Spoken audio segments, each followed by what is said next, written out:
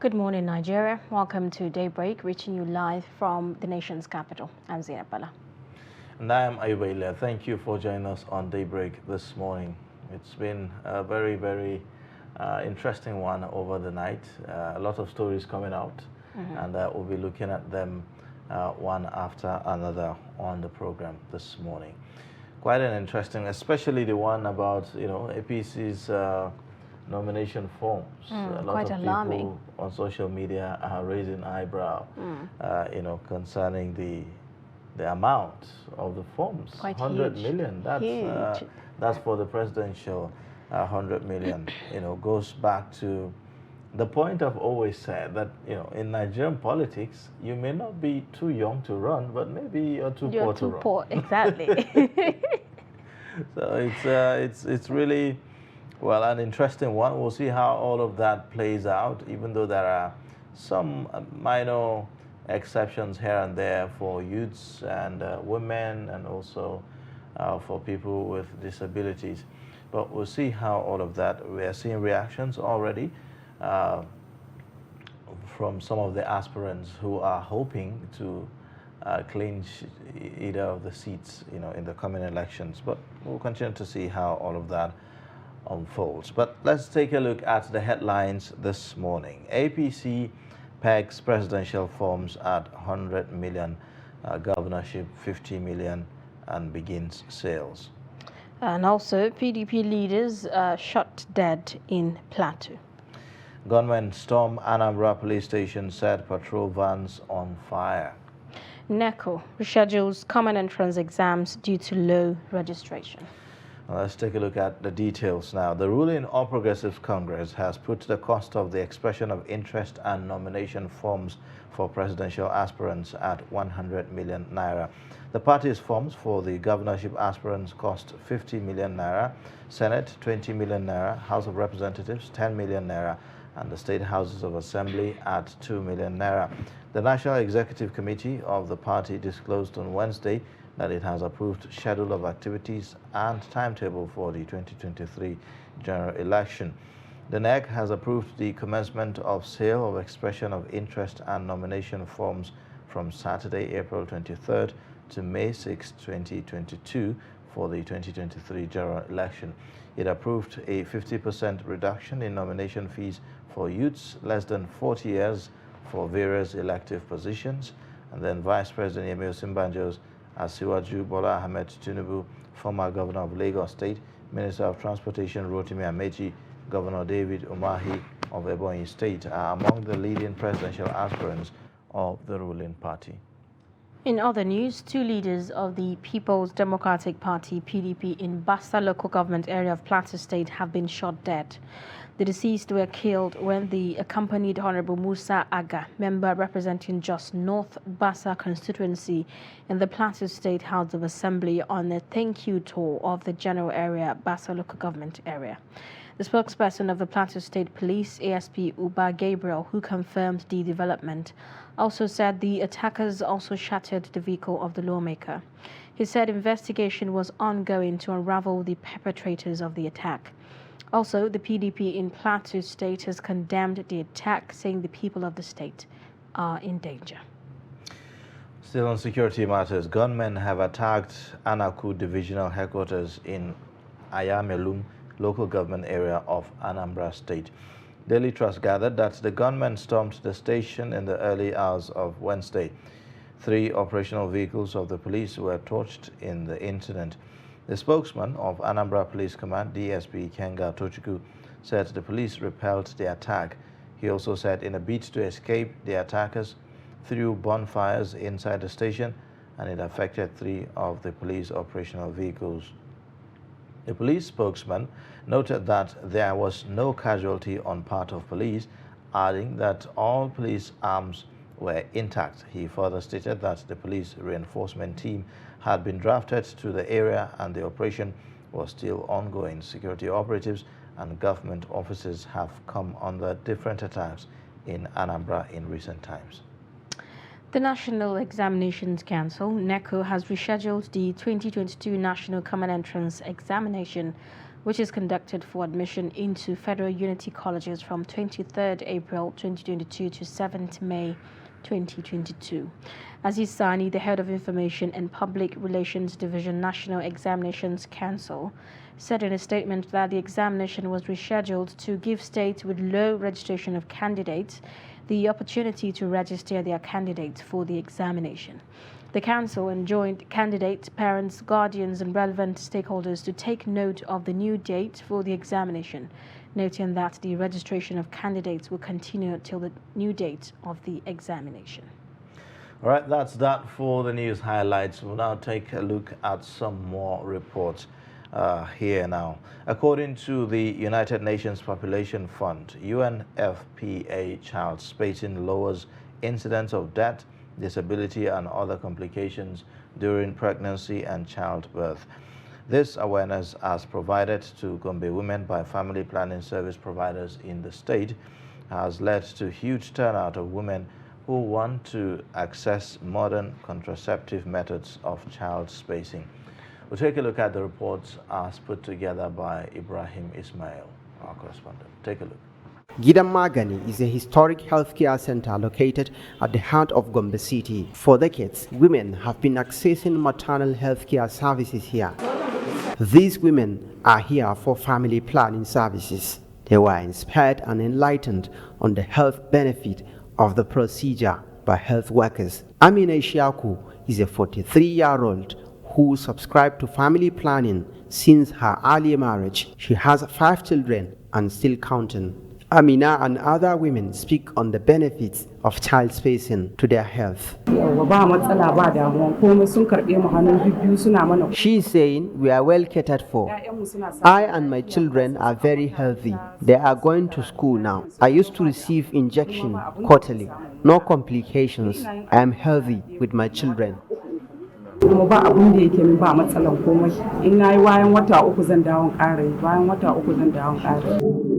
want some people that they didn't come and collect this family planning because it's very good for your health or for our health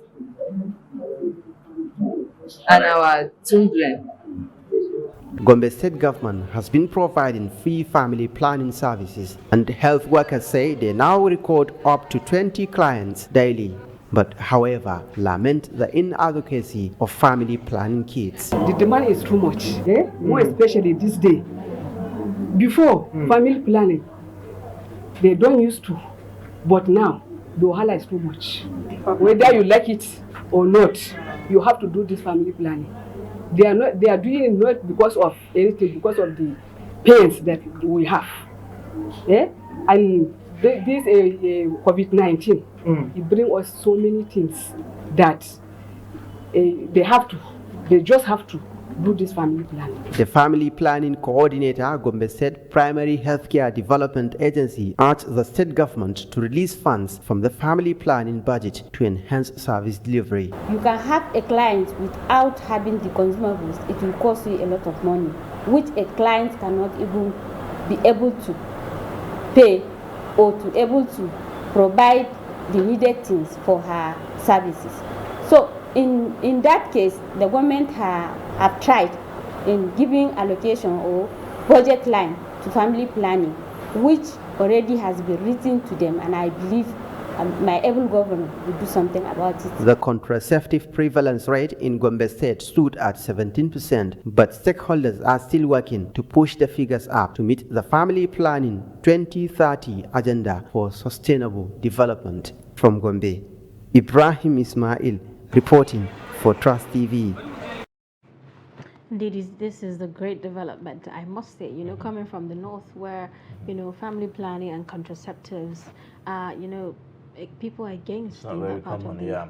I think these are the conversations that we should be pushing. We should be seeing more of it because the truth is Nigeria, the northern Nigeria in particular, is where it is today because of lack of proper planning. Right. And, if we talk about proper planning, we're talking childbearing, we're talking child education, girl child education, and the likes of others. So it's very important that these conversations are magnified and given the priority that they need, because at the end of the day, if you do not plan, then you plan to fail, isn't Right. it? So it's very important that all of these factors are taken into account. How do you explain when a man who doesn't really have a genuine source of income, having multiple wives 10 and kids, plenty 8 children, kids, more than he can massive. even take care of, I do not understand how you bring up a child, or you give birth to a child, and you do not have what it takes to actually Care for see that that child through education and ensure that the child is well taken care of.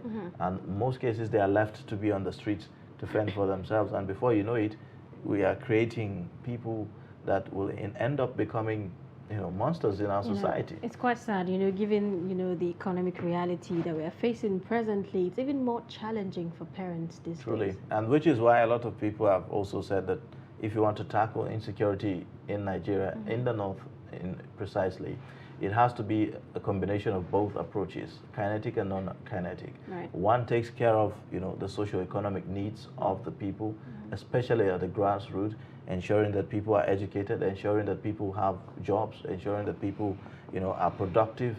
That way you are able to make them uninterested in whatever groups like the Boko Haram and bandits are going to be offering to them. So that's very key, even though it's going to be in the long term, but it's something that needs to be addressed with all sense of urgency, Right. right now. Well, we're looking towards that. Yeah, all right, now let's take a look at more reports. Kano State transport workers operating in Kano Line Motor Park are appealing to the state government to reconsider its decision to shut down the motor park, as it may render over 10,000 people jobless.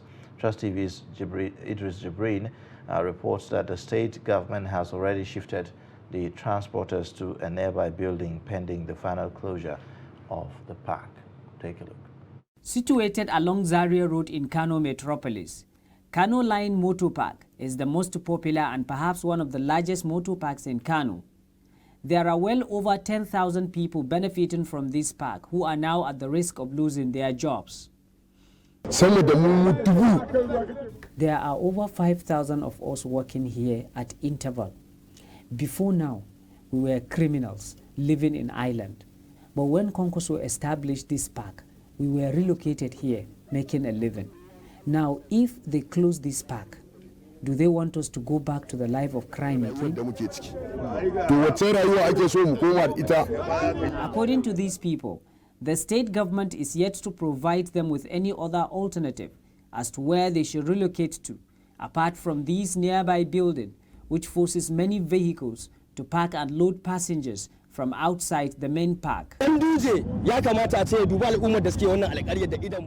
Actually, Ganduje need to look at these people to temper justice with mercy, because he knew that this park was given to us by his political brother, Rabiu Konkoso.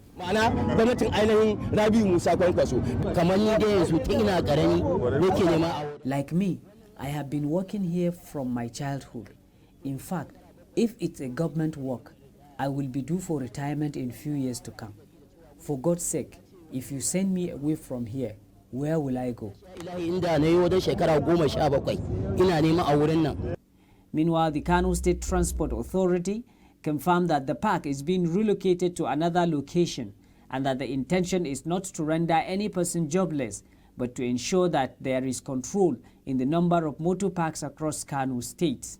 There is no responsible government that would like to render its citizens jobless.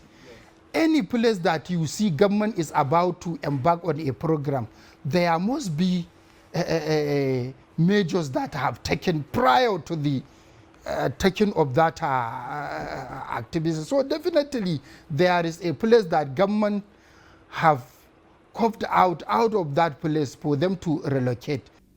For now, these transport operators have already been shifted from the main Kano Line motor park to a nearby building on a temporal basis before the final shutdown of the park. Idris Jibrin, Trust TV News, Kano. Well, on the flip side, some would say it's a good development, but for others it seems it's sad news. Exactly, and especially if you look at the fact that many of them have been there for years, and that even though, from what the government authority is saying, that it's not intentional and that they do not intend to render anyone jobless. But I would tend to think that why don't we complete the process before moving them out, or make the alternative arrangement, complete the alternative arrangement before you move them, because you never know. Some of them, by so doing, you may just be pushing them into other criminal activities, and which is the last thing we want, based on what we are experiencing right now in the country. So I hope that process will be fast-tracked, so that they do not have to stay off their businesses for a very long time, so affecting their financial income. Now let's take a look at other reports talking about business viability, health, among other benefits of cow scheme. This report is brought to you by Abdullahi Yamadi.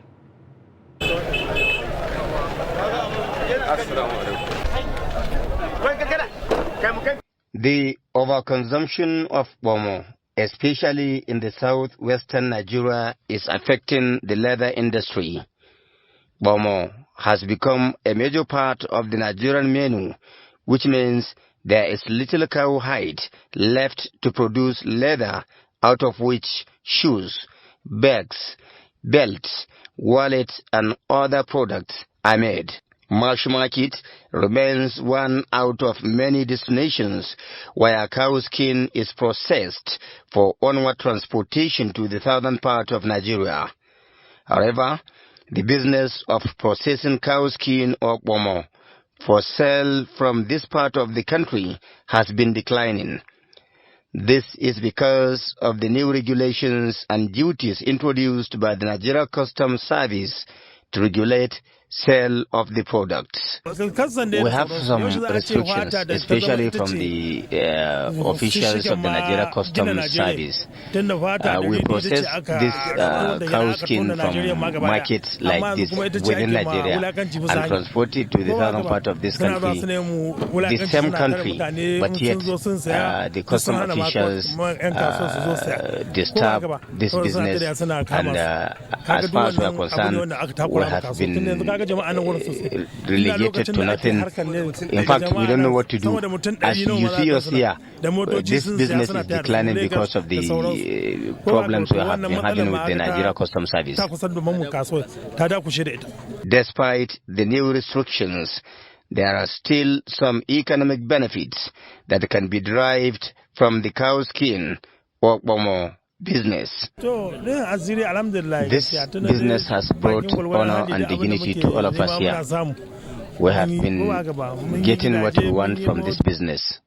There are a lot of economic benefits out of this business, and we process this cow skin from places like this, but yet we have some challenges.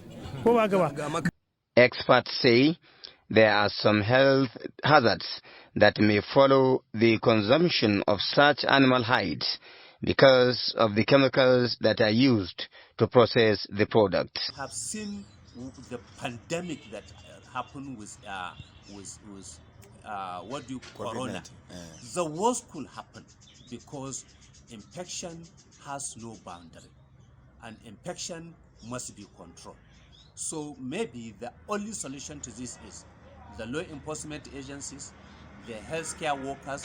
Now, we need to move away from port health services to probably state health services. Though scientifically Bomo does not have any nutritional value to human health, many Nigerians believe the sale of the product should be allowed to thrive. After all, there are hundreds of thousands of Nigerians who depend heavily on it for their livelihood. Abdullahi Ismayamadi, Trust Television News, Katsina. Well, quite an interesting story by Abdullahi Amadi there. Hides, it's $1 billion industry in Nigeria. And seeing this happen, shows that, look, we have a lot of potential. We have a lot of things that we could harness such that Nigeria's economy will be better for it. Very recently, I've had to travel to Aba in Abia State, and I get to understand after interacting with some of the artisans and shoemakers, in that axis, how, raw materials is a huge problem. Accessing raw materials is a huge problem for them. Sometimes they have to now, import some of these materials, and that includes leather, hides and animal hides, skin, and all that. So it's something that I am thinking that if there could be some kind of maybe trade or maybe some kind of agreement between, some of these northern states that produce, cattle at a very high level, to provide some of these, hides to, some of the southeastern states. I know that Anambra and Abia states, they, make use of that a lot. So that way we can, the economy can do better. By the time that Nigerians are trading with themselves, you are cutting off, importation, and by so doing, reducing the pressure on the dollar and all of that. So it's very important that we have that conversation. And now that the consumption of pomo is so high, and we are eating it instead of putting it to use. I love to eat pomo. I love pomo compared to beef. Some might find that quite strange. Yeah. Given the fact that I'm not Yoruba, I'm surprised because, pomo is more common in the southwestern part of the country, but here you are. I don't know how, Well, I have also heard that there are certain health implications, to eating pomo. But which goes to say that you should be careful. Even though from what we know, mostly in preserving pomo, some make use of chemicals and all of that. So that also is one of the reasons why health practitioners believe that, there are health implications to that. And so you better be careful in consuming pomo. Don't do it such that it becomes a problem, at the end of the day. And for those who are over-consuming pomo, please, perhaps you should reconsider so that we can have some for our leather works, bags, shoes, and the rest of them, So, and then for our Nigerian customs as well, soften the pedal in some ways so that, this business can boom some more so that Nigeria can produce the more. You need to go to that Aba. If you see the production of shoes in that market is set to produce at least 1 million pairs of shoes every week.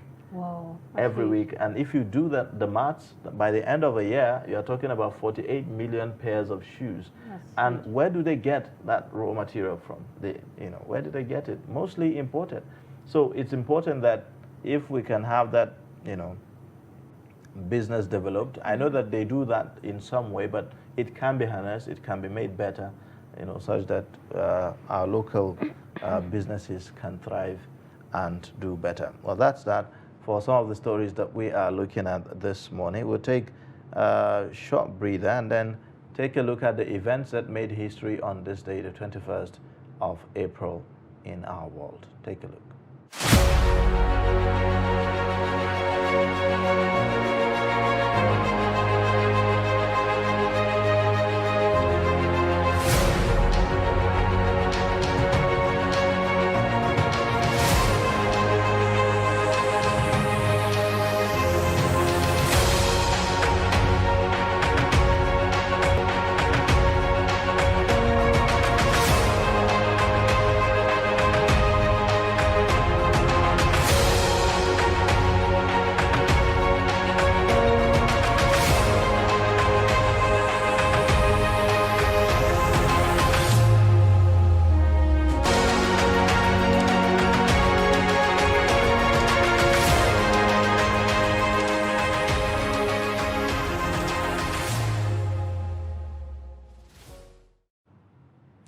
There you have it. Today in history, you know what they say, those who do not know history are doomed to repeat it.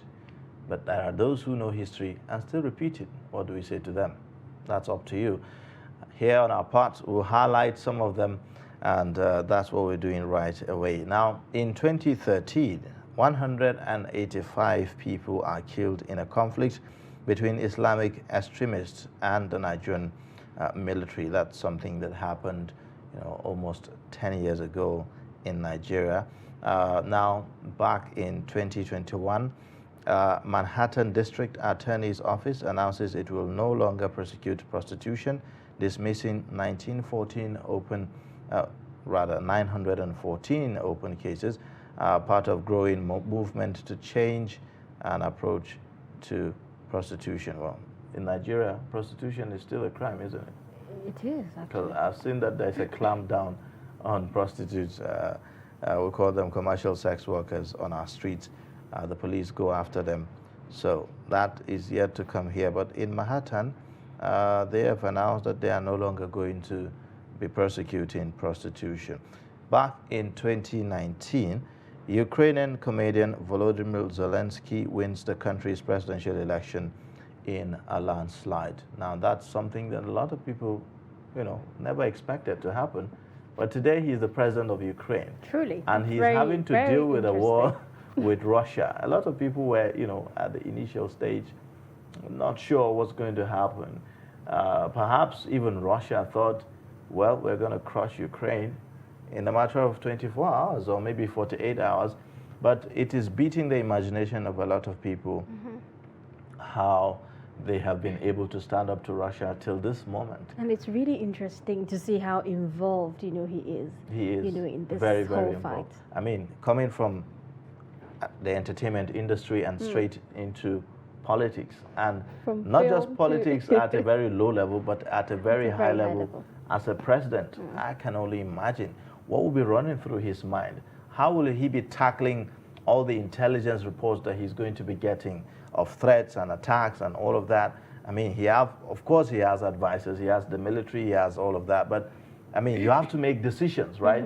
They will just be presenting the facts before you. Right. The final decision goes to you, but you require some high level of intelligence to be able to take certain decisions. a lot of And people, at the moment, he's not doing a good, he's not doing doing a bad great job, Yeah. really. A lot of people actually think that sometimes situation pushes you to actually take the right decisions for your people, because you can actually see the passion, he has. And for the his country. patriotism. I Right. mean, unlike others who will flee their country, we've seen presidents who have fled their country when faced with such, situations. But he has refused to leave, even when, the Western countries are calling on him to, find a safer place to stay. He refused. It's quite Rather, remarkable. all he requested was, aid and support in terms of military hardware to be able to fight back. So that's quite courageous, and that's what we are seeing. It shows that there's a great lesson to learn. Truly, from a movie hero to a real life superhero. Yeah, that's an interesting one. Now, in 2021, Russian President Vladimir Putin warns the West not to cross a red line in his State of Union address amid massing of 100,000 Russian troops on Ukraine border, which is why we are where we are today.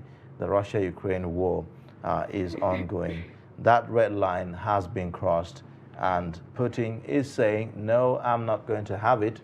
And that's why the whole Western countries is like the whole of the West against a Vladimir Putin of Russia. Him alone. It's not funny, but we hope that this ends as soon as possible, because thousands of people have been rendered homeless as a result of this. A lot of victims fleeing, their communities, and a lot of people have died as well. So, I mean, you cannot really quantify the impact of war, and so it's not something we want to proceed with.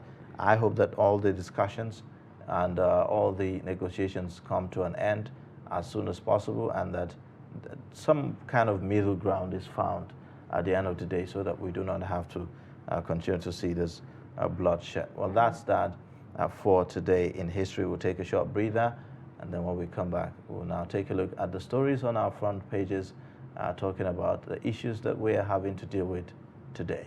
Please stay. But in a situation where you find that they must look at the same, not necessarily tribal or regional. because I have said that.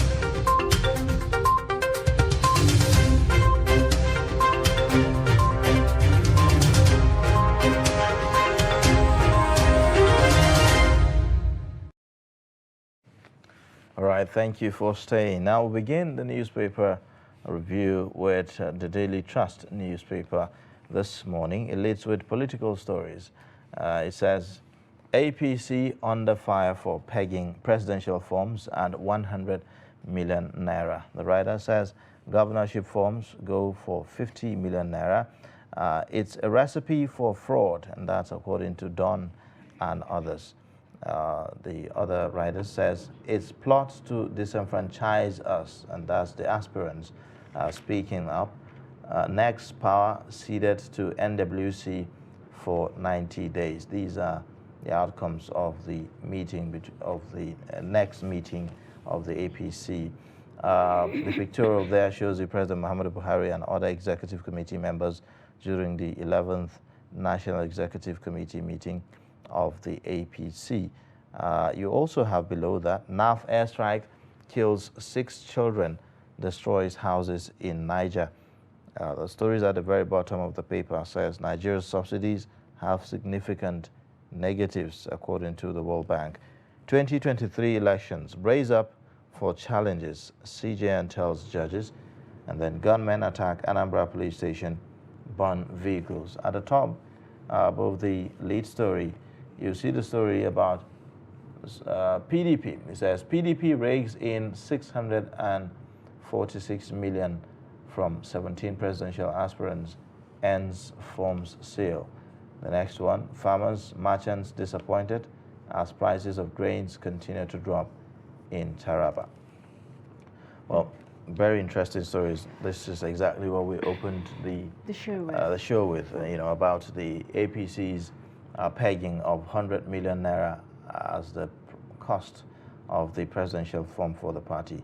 I mean, if you are paying 100 million naira just to pick up the nomination form, then what about the campaigns? How much will you be spending through the campaigns? Let's not forget, campaigns have commenced already. They will have to be paying for, you know, their movements, and of course they don't move, you know, alone.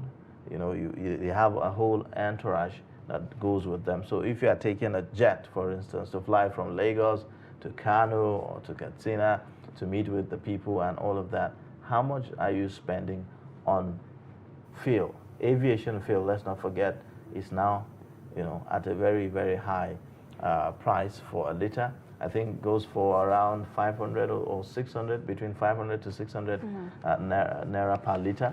So how is that, you know, and who is providing the funds for all of that? Which is why a lot of people are raising concern about the cost of, you know, elections and the cost of running for political office in Nigeria and the implication of that on Nigeria's democracy.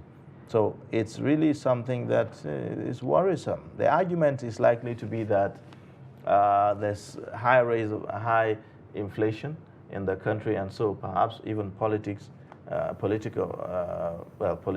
will have to also bear the brunt in some way. But 100 million, is that not too much for a form? It's quite like, what does it take to print the form?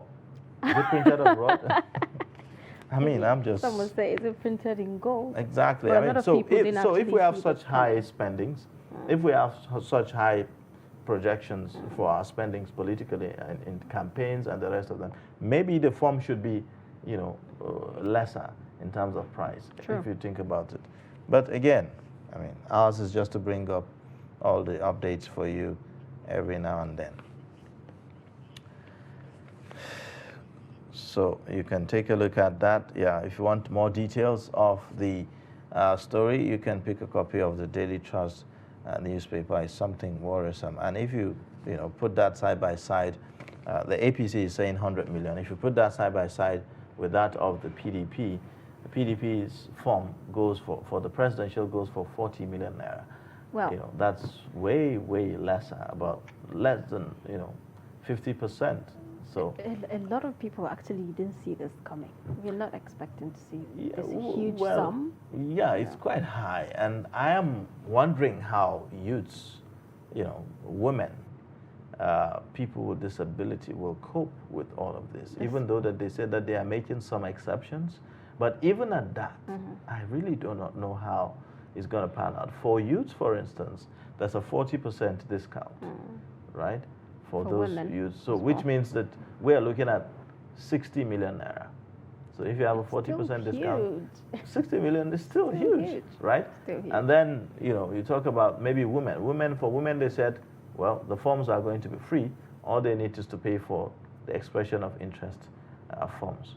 So, I mean, I don't know. It's like we make, because with the Electoral Act, you know, we were rejoicing that, oh yes, we're getting it right. Electronic voting is coming into play, you know, and the rest of them. And then this happens. So it's more like one step forward and then two steps backwards. Because again, you are disenfranchising some people who cannot, you know, afford this much for the forms. So we'll continue to spotlight this. Now take a look at this. PDP rakes in 646 million naira from 17 presidential aspirants ends forms sale. Now, if you take a look at the number of people that have declared for presidency in the APC, and if you look at, you know, this figure, we're likely to see perhaps $1 billion naira realized at the end of the day, because I think that there are more than 10 now, those who have, you know, declared intention to run for presidency under the APC. So you're likely to see more than $1 billion naira for the APC when the PDP is talking about, you know, 646 million. So, well, I don't know. I really don't know, but we'll continue to spotlight that. And look at the story about NAV airstrike kills 6 children, destroys houses in Niger again. That is quite disturbing, really very disturbing. Another disturbing one. You say, well, the argument will be, oh, it's collateral damage, isn't it? But I think that some kind of collateral damages can be avoided. Truly. One will calculate, you know, properly, because this is avoided. This is avoided, right? We talk about deploying, and this is one of my fears when we talk about deploying the Tucano jets, you know, in the northwestern part of the country. What is it going to be? You know, if you take a look at some of these incidences. This is not the first of its kind. We've had several of this happen in the northeastern part of the country, Maiduguri, I mean in Borno, in Yobe. So I don't know. Perhaps we need to do more in terms of getting our, you know, data right, you know, in terms of carrying out such attacks. Well, that's that for the Daily Trust newspaper. Let's take a look at some other papers and see what they are saying. Okay, let's take a look at some more stories on the Leadership newspaper this morning. And leads with the story 40 days to presidential primary. APC moves to avert clash of interests. Party NEC concedes power to NWC. And the writers there say CSOs kick as APC pegs presidential nomination forms at 100 million, governorship 50 million. It's a party affair, says INEC. And then PMB warns against imposition of candidates. Adamu blames governors for crisis in party, urges unity, party interest. And then you find some other stories on the Leadership newspaper right at the top. Troops kill 25 terrorists, rescue 6 captives in Lake Chad. Leadership awards will spur us to do more. Governor Yahaya and then Ned Nwokolo. Again, CJN warns judges against corrupt practices, showy lifestyle. Details of that story is on page 7. And then World Bank asks federal government to consider 4 trillion naira fuel subsidy. Over 43,000 Nigerian pilgrims to perform Hajj 2022.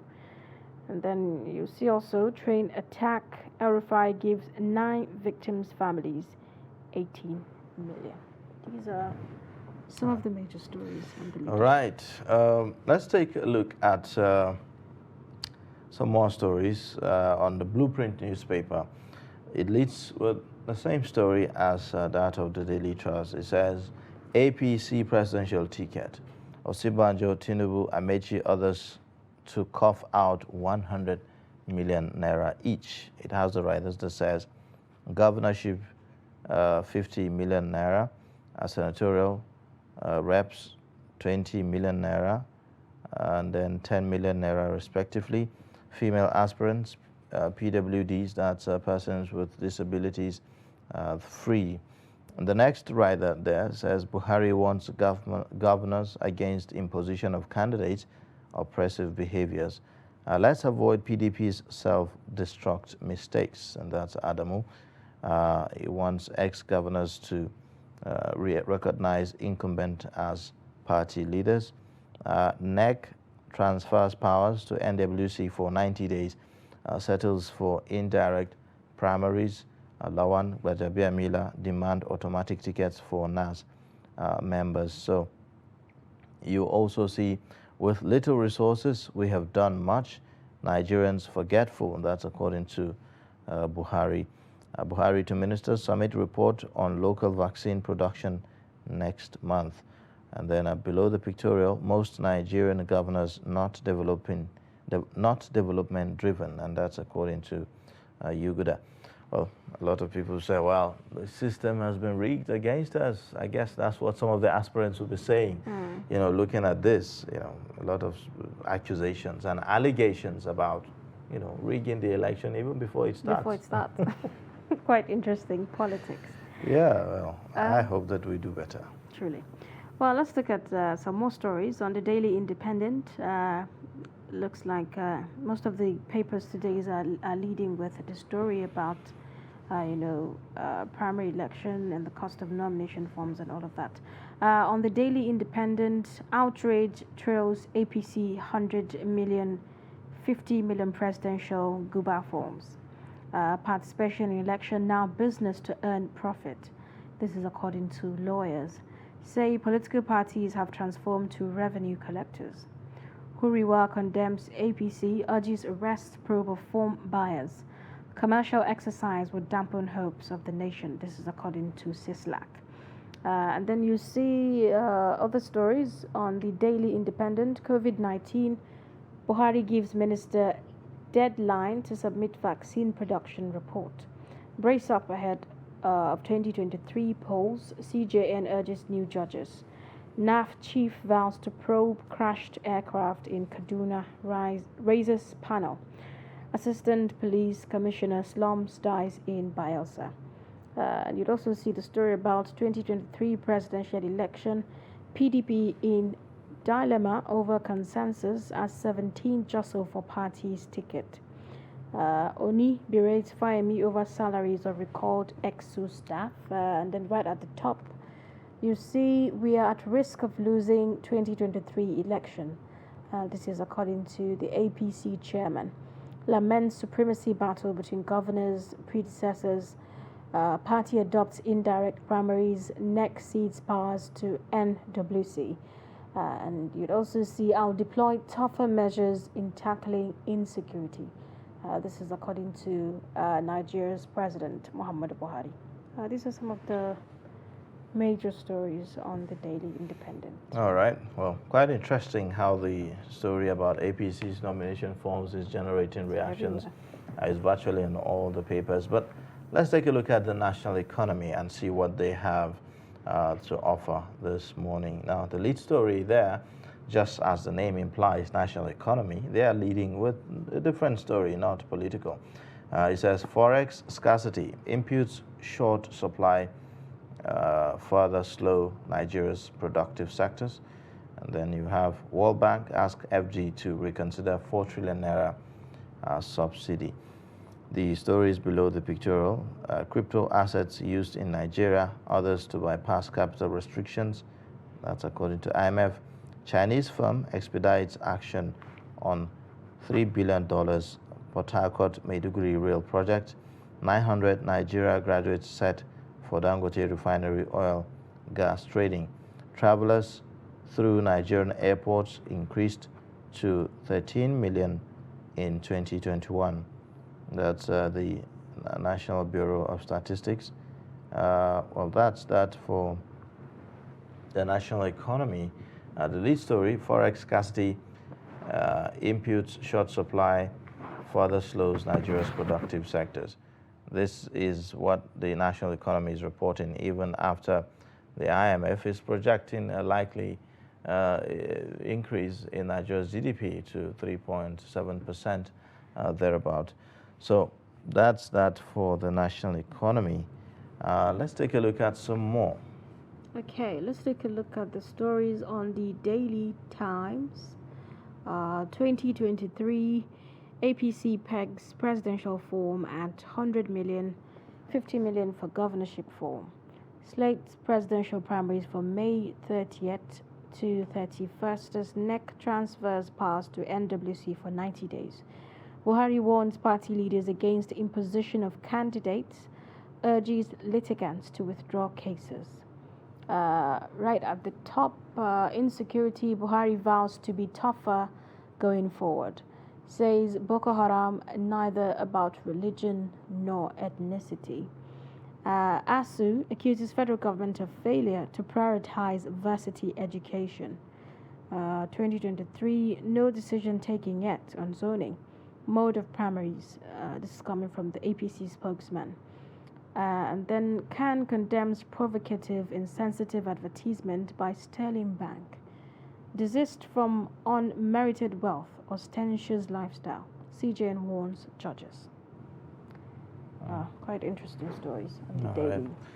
Okay, well, the same old, same old. Let's take a look at the Nigerian News Direct, the next paper. Leads with the same story. APC 2023 presidential ticket. Aspirants to pay 100 million naira for nomination. EOI forms. Rules out consensus. Buhari warns against imposition of candidates. NEC delegates powers to NWC to act for 90 days.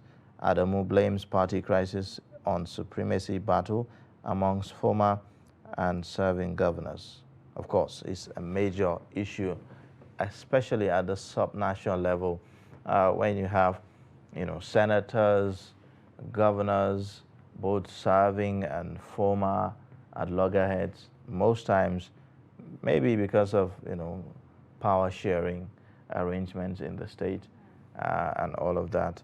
And so just to show you how typical Nigerian politics is, in terms of the desperation for power and for control, such that even as a serving governor, you are having forces to contend with in making sure that you move the state forward. So it's not just about getting into the office. And if that's the case for the at the subnational level, imagine what it will be at the national level, where you have to be present and you have, other political interests to deal with. You have the opposition on one hand. You also have former politicians who have served in government and all of that. So it's also something that, puts pressure sometimes on people in public offices in terms of their delivery and all of that. Other stories on the News Direct. Darie Inyame pardon in line with Constitution will not derail anti-corruption war. And that's according to President Muhammadu Buhari.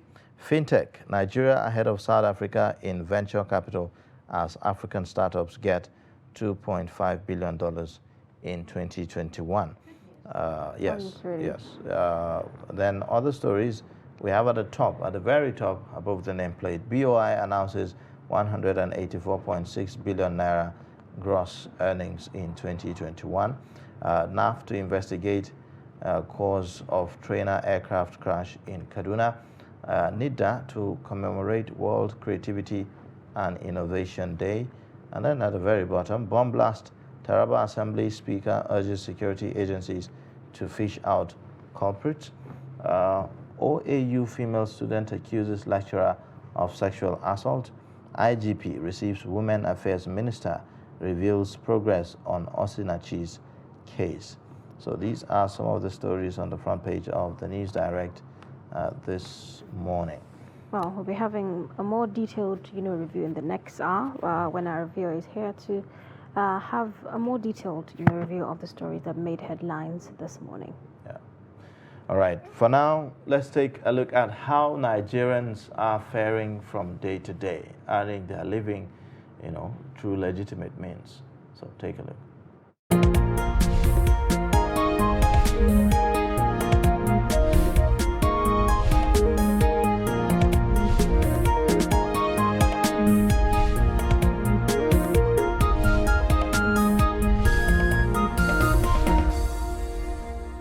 My name is Oko Okwa Gladys from Benue State, Igede by tribe, a makeup artist. I started the business 2019 officially. I launched in 2018, but it was late 2018, so I started officially 2019. And what attracted me to it was I had an auntie. She's late anyways. She's a makeup artist, and she was always encouraging me to pick up a handwork, something that I can learn and I'll be able to help others with. So I thought to myself that, okay, why not go for makeup since it's something that is recreative. So I started makeup, and ever since I've been enjoying it, something I love. I have passion for it, and I've also imparted into others, a lot of girls, both boys and girls, and it's really helpful, I won't lie. And there are challenges in it when it comes to relating with customers. You get to see some customers, they'll tell you, do this, don't do this, do this, don't do this. And there are some that they'll be very rude to you. But one thing they don't know is that you're rendering service to them while they pay for it. Those are one of those things. But anyways, so far so good. I've been able to support my family members. I have a younger brother in school, which by God's grace I've been the one training him, and it's been good. This is something that if as a young person, a guy or a girl, if you put your mind in it, you put your interest in it, you make it. I'm still upcoming, though I'm not where I want to be yet, but with time I know that I'll get to where I want to be, and I see myself becoming one of the best in this field, and that is it. So I encourage and urge younger ones, people that are still coming out of secondary school, instead of just sitting at home not doing anything, I advise to take a lesson, pick up something. It mustn't be makeup, can be anything but not makeup. Maybe hairdressing, anything. It's one of those things. I feel it will help, especially now that the country is not really good.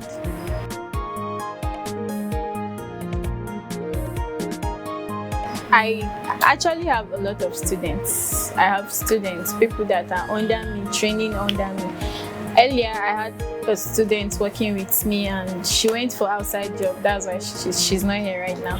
So I think with that, it's enough for you to know that you need a handwork for you to make a living now in Nigeria. I'm the 4th out of 8. It's not really easy, but I thank God. Having elder ones that need to cater for their family and all. And here I am, I need to take care of myself and still have to cater for the family as well. I would say the government should provide a more conducive environment for learning, and the school fees shouldn't be that high for people like us to be able to afford it. I feel the government should provide incentives for entrepreneurs like us, for us to be able to meet up and also work harder and all.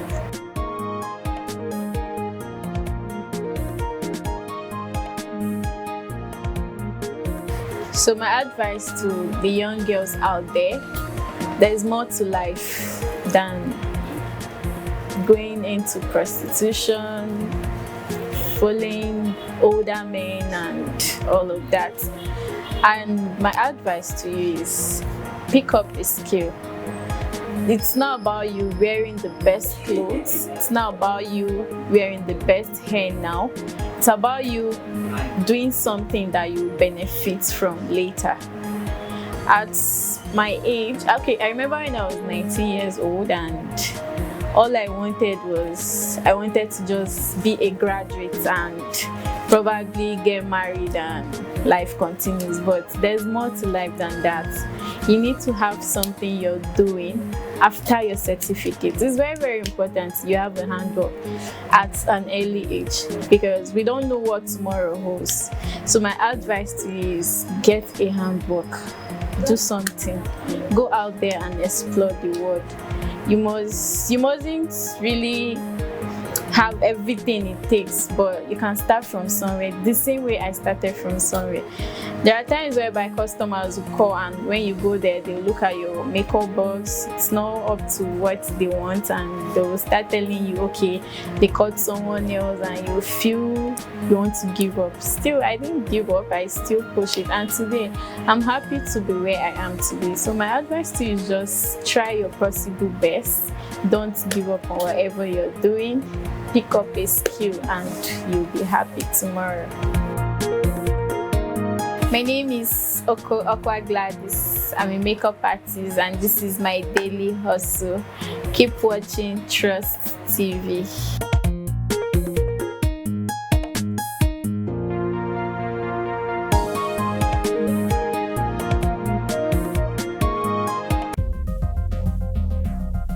This is Trust TV, documenting the Nigerian story.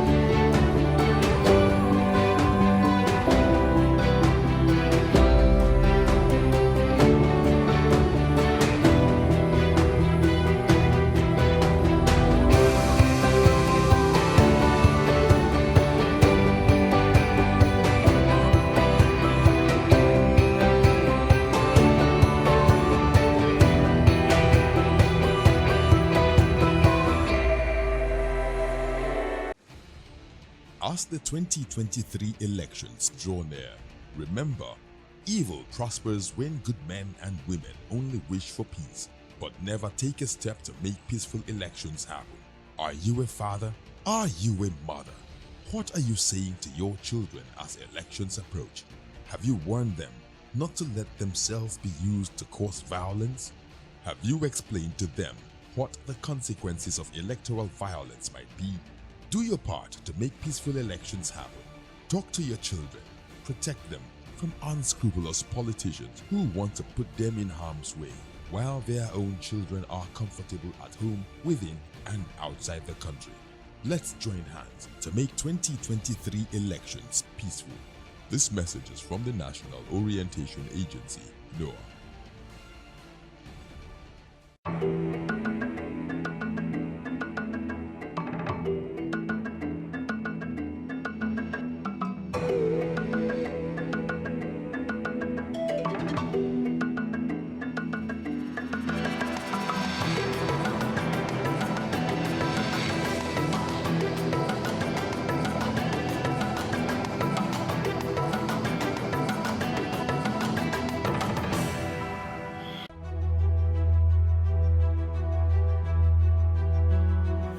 Plastic waste is a major environmental challenge in Nigeria.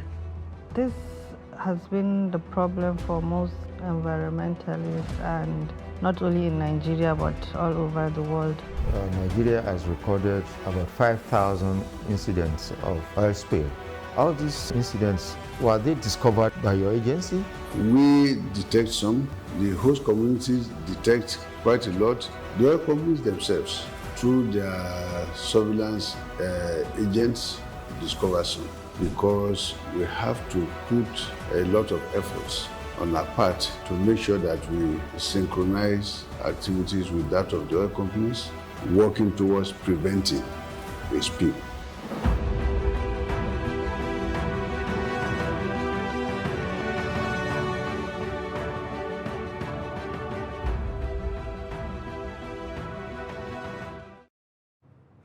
All All right, thank you for staying. You're watching Daybreak, reaching you live from the nation's capital in Abuja. And of course, I am Ayuba Ilya. I'm not alone in the studio. Good morning, Nigeria. It's 7 a.m. here in the capital city. I'm Zainab Bala. Now let's take a look at the headlines again. APC pegs presidential forms at 100 million and then governorship 50 million naira begins sales. PDP leaders shot dead in Plateau State. Gunmen storm Anambra police station, set patrol vans on fire. Anaku reschedules common entrance exams due to low registration. Let's take a look at the details. The ruling All Progressives Congress has put the cost of the expression of interest and nomination forms for presidential aspirants at 100 million naira. The party's forms for governorship aspirants cost 50 million naira, Senate 20 million naira, House of Representatives 10 million naira, and State Houses of Assembly 2 million naira. The National Executive Committee of the party disclosed on Wednesday that it has approved schedule of activities and timetable for the 2023 general elections. The NEC has approved the commencement of sale of expression of interest and nomination forms from Saturday, April 23rd to May 6, 2022 for the 2023 general elections. It approved a 50% reduction in nomination fees for youths less than 40 years for various elective positions. Vice President Yemi Osinbajo, Asiwaju Bola Tinubu, former Governor of Lagos State, Minister of Transportation Rotimi Amechi, Governor David Umahi of Ebonyi State are among the leading presidential aspirants of the ruling party. In other news, two leaders of the People's Democratic Party, PDP, in Bassa local government area of Plateau State have been shot dead. The deceased were killed when the accompanied Honorable Musa Aga, member representing just North Bassa constituency in the Plateau State House of Assembly, on a thank you tour of the general area in Bassa local government area. The spokesperson of the Plateau State Police, ASP Uba Gabriel, who confirmed the development, also said the attackers also shattered the vehicle of the lawmaker. He said investigation was ongoing to unravel the perpetrators of the attack. Also, the PDP in Plateau State has condemned the attack, saying the people of the state are in danger. Now, still on security matters, gunmen have attacked Anaku Divisional headquarters in Ayemelum, local government area of Anambra State. Daily Trust gathered that the gunmen stormed the station in the early hours of Wednesday. 3 operational vehicles of the police were torched in the incident. The spokesman of Anambra Police Command, DSP Kenga Tochukwu, said the police repelled the attack. He also said in a bid to escape, the attackers threw bonfires inside the station and it affected 3 of the police operational vehicles. The police spokesman noted that there was no casualty on part of police, adding that all police arms were intact. He further stated that the police reinforcement team had been drafted to the area and the operation was still ongoing. Security operatives and government officers have come under different attacks in Anambra in recent times. The National Examinations Council, NACO, has rescheduled the 2022 National Common Entrance Examination, which is conducted for admission into federal university colleges from 23rd April 2022 to 7th May 2022. Aziz Sani, the head of Information and Public Relations Division, National Examinations Council, said in a statement that the examination was rescheduled to give states with low registration of candidates the opportunity to register their candidates for the examination. The council enjoined candidates, parents, guardians, and relevant stakeholders to take note of the new date for the examination, noting that the registration of candidates will continue till the new date of the examination. All right, that's that for the news highlights. Let's take a look at some more reports on the show. Now, according to the United Nations Population Fund, UNFPA, child spacing lowers incidence of death, disability, and other complications during pregnancy and childbirth. This awareness, as provided to Gombe women by family planning service providers in the state, has led to a huge turnout of women who want to access modern contraceptive methods of child spacing. Let's take a look at this report put together by Ibrahim Ismail from Gombe. Gidan Magani is a historic healthcare center located at the heart of Gombe City. For decades, women have been accessing maternal healthcare services here. These women are here for family planning services. They were inspired and enlightened on the health benefit of the procedure by health workers. Amina Ishaku is a 43-year-old who subscribed to family planning since her early marriage. She has 5 children and still counting. Amina and other women speak on the benefits of child spacing to their health. She is saying we are well catered for. I and my children are very healthy. They are going to school now. I used to receive injection quarterly. No complications. I am healthy with my children.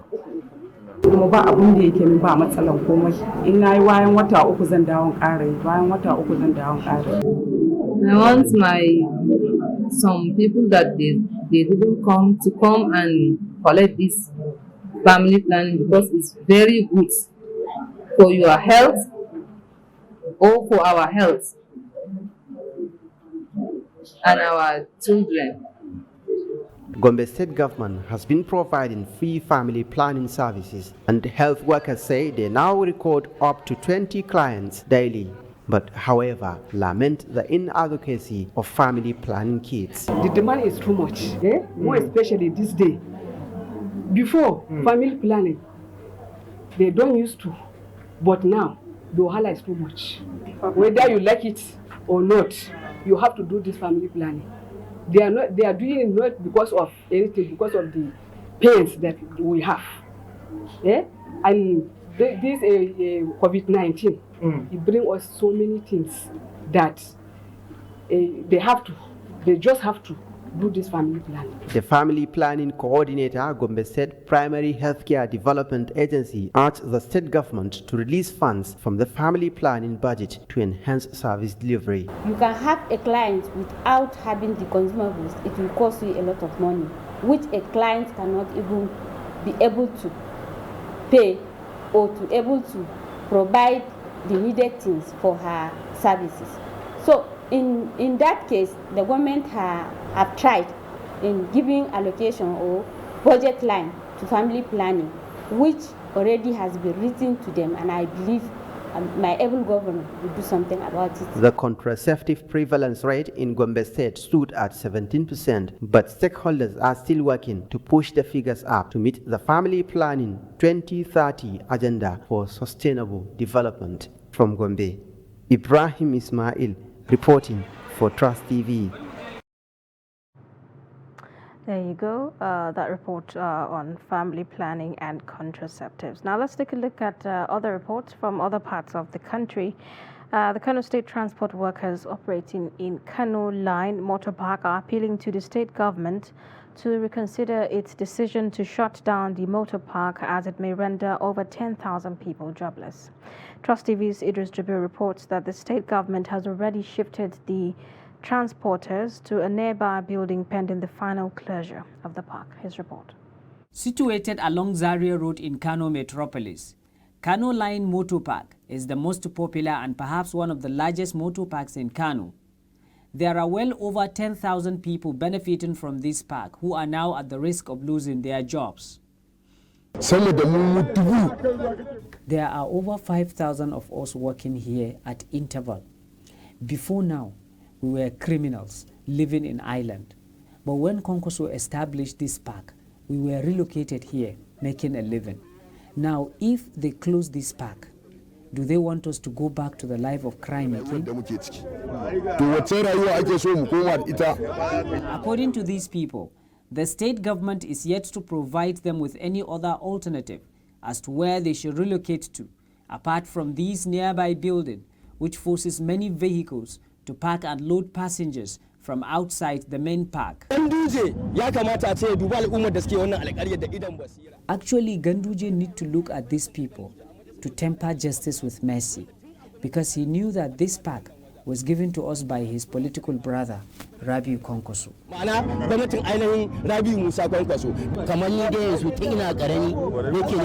Like me, I have been working here from my childhood. In fact, if it's a government work, I will be due for retirement in few years to come. For God's sake, if you send me away from here, where will I go? Meanwhile, the Kano State Transport Authority confirmed that the park is being relocated to another location and that the intention is not to render any person jobless, but to ensure that there is control in the number of motor parks across Kano State. There is no responsible government that would like to render its citizens jobless. Any place that you see government is about to embark on a program, there must be measures that have taken prior to the taking of that activity. So definitely there is a place that government have carved out of that place for them to relocate. For now, these transport operators have already been shifted from the main Kano Line motor park to a nearby building on a temporal basis before the final shutdown of the park. Idris Jubrin, Trust TV News, Kano. All right, an interesting one from Idris Jibrin. I hope that this doesn't lead to some kind of, crisis in Kano, disagreement, between the government and the transport workers. Now, let's take a look at another report, this time around about business viability and health implications, among other benefits of the cow skin, and put together by Trust TV's Abdullahi Yamadi from Katsina. Take a look.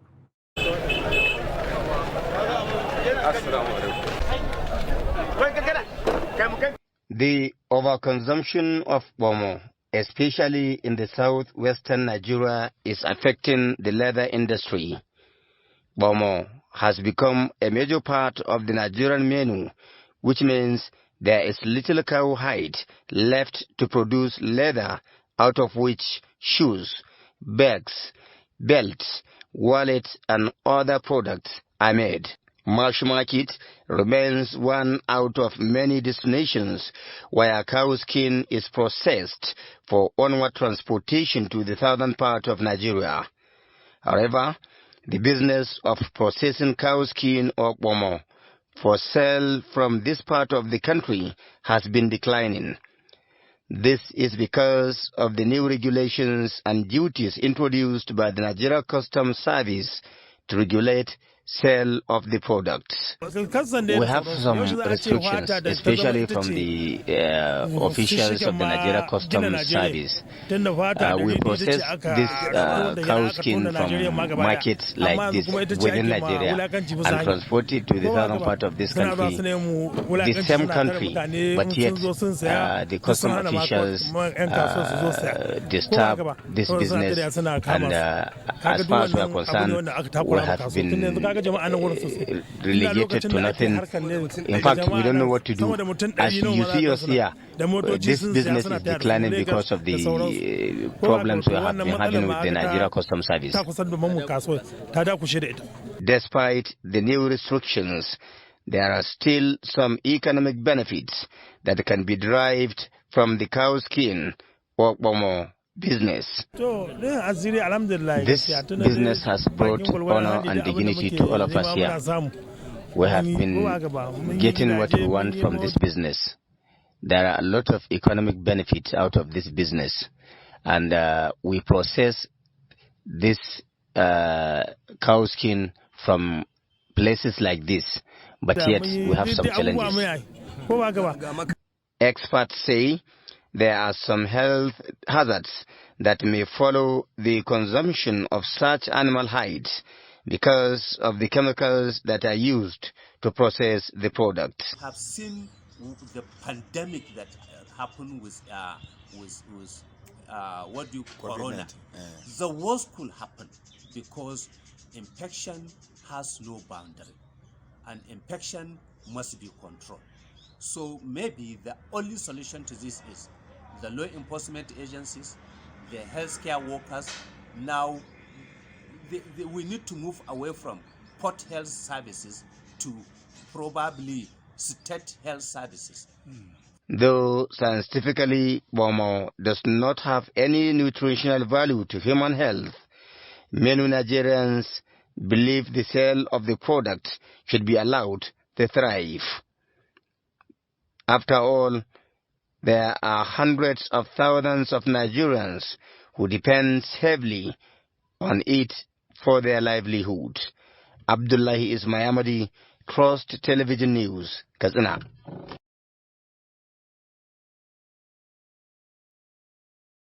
All right, there you go. Now let's take a look at the events of the 21st of April in world history.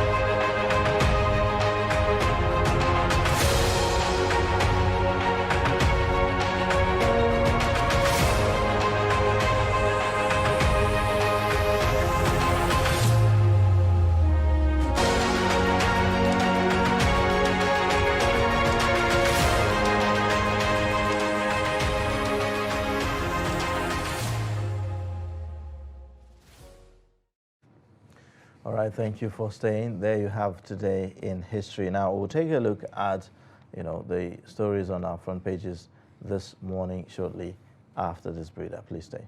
But in a situation where you find that they look like the same, not necessarily tribal or regional. But I have said that.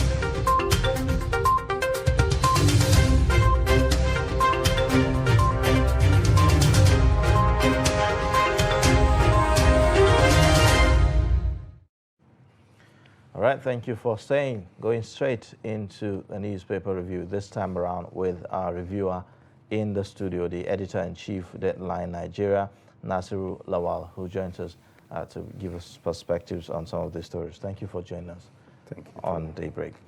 All right, now let's begin with Daily Trust newspaper. The lead story, APC under fire for pegging presidential forms at 100 million naira.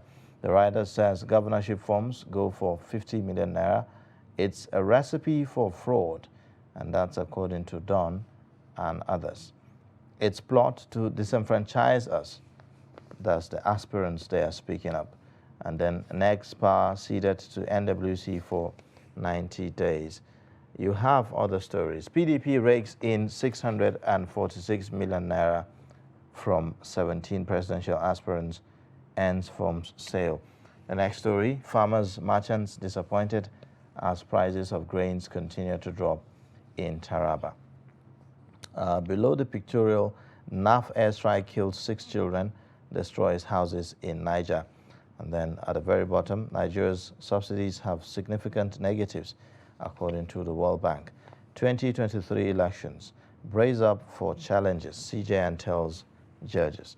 The next story, gunmen attack Anambra police station, burn vehicles.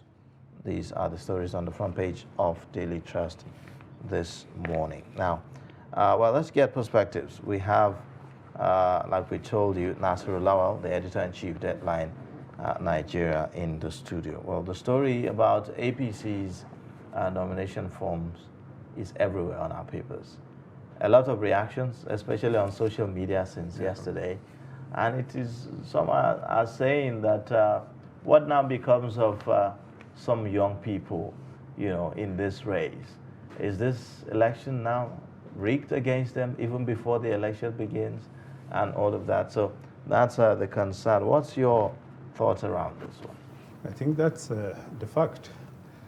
You're talking about when the bill of the Not Too Young to Run bill was passed. So many Nigerians were actually happy, especially the young ones. But now that they are coming up with, this humongous amount, how many people will be able to afford it? So it's like, even from the beginning, they are telling the youth that we don't have a role to play in this, because I don't see Nigerian youths, being able to afford things like this. And there are exceptions, though. For the youths, so 40% decrease, 40% reduction in the cost of the forms for youths. Well, that's what they are saying, but that comes to about how many millions? 6 million. How 60. 60 million naira. How many people will be able to afford that? Most of what this reminds me of is in 2014 when President Buhari was running at the time. I think that time it was around 28 million naira or so. And from what he said, he had to take a loan from his bank to be able to afford it. So because of that, there are so many people that are actually saying probably it's even adjustment for inflation because what you can be able to buy with 27 million naira in 2014, now you have to put in 100 million naira. But like you said, honestly, I think it's not good that we are talking about participatory governance, and then we are still coming up with all these, exorbitant fees that people cannot afford. A lot of people have also, said that this will give room, for fraudulent activities, people to do all sort of things just to be able to, meet up with the cost of governance in Nigeria. Yeah, that's true, because it's like you are buying the office. Even if it is a business concern, if you put in your money, you're expecting to make some gains. So many people, the first thing that they will do by the time they get in there, is to try to recover all the things that they have, spent while looking for the office. And you have the Independent National Electoral Commission, pegging spending at a certain limit. So with things like this, honestly, I don't see how they will be able to maintain that and keep the figures down. The APC should be cut some slack, especially if you look at the fact that the forms are free for women and those living with disability. All they need is to buy the expression of interest forms. So is that not enough? That's you're talking about 30 million naira, which is how many of them will be able to afford that? Honestly, what I expected, especially for APC, now that it is in the driving seat, they should have, found a way of reforming the processes. Because if we are still talking about, see what the newspapers are reporting, PDP is able to rake in 600 plus. If it is the same number of people in APC, you are talking about 1.7 million. And this shows you that probably the political parties have no other means of getting money aside things like this. Because what happens to all the membership dues and what exactly, that brings me to another issue. Do we have the kind of membership that pays dues in Nigeria? If you look at the way political parties are funded, basically the funding comes from governments. So whichever party is in a particular state, the money comes from government coffers in that state. So that raises a lot of questions about party supremacy and how the party can actually be able to assert itself and be independent from political manipulations and individuals and all of that. Actually, this is why our governors and other political office holders are very powerful, because the amount of money that they are spending, they can't just sit and allow somebody, because he's the chairman of the party, when he's not spending anything, to be the one deciding for them, when they are the ones that are running the party, giving it all the money that it needs to remain afloat. So like you said, I think it is high time for political parties, to look for ways of getting money outside this seasonal. But how is that possible?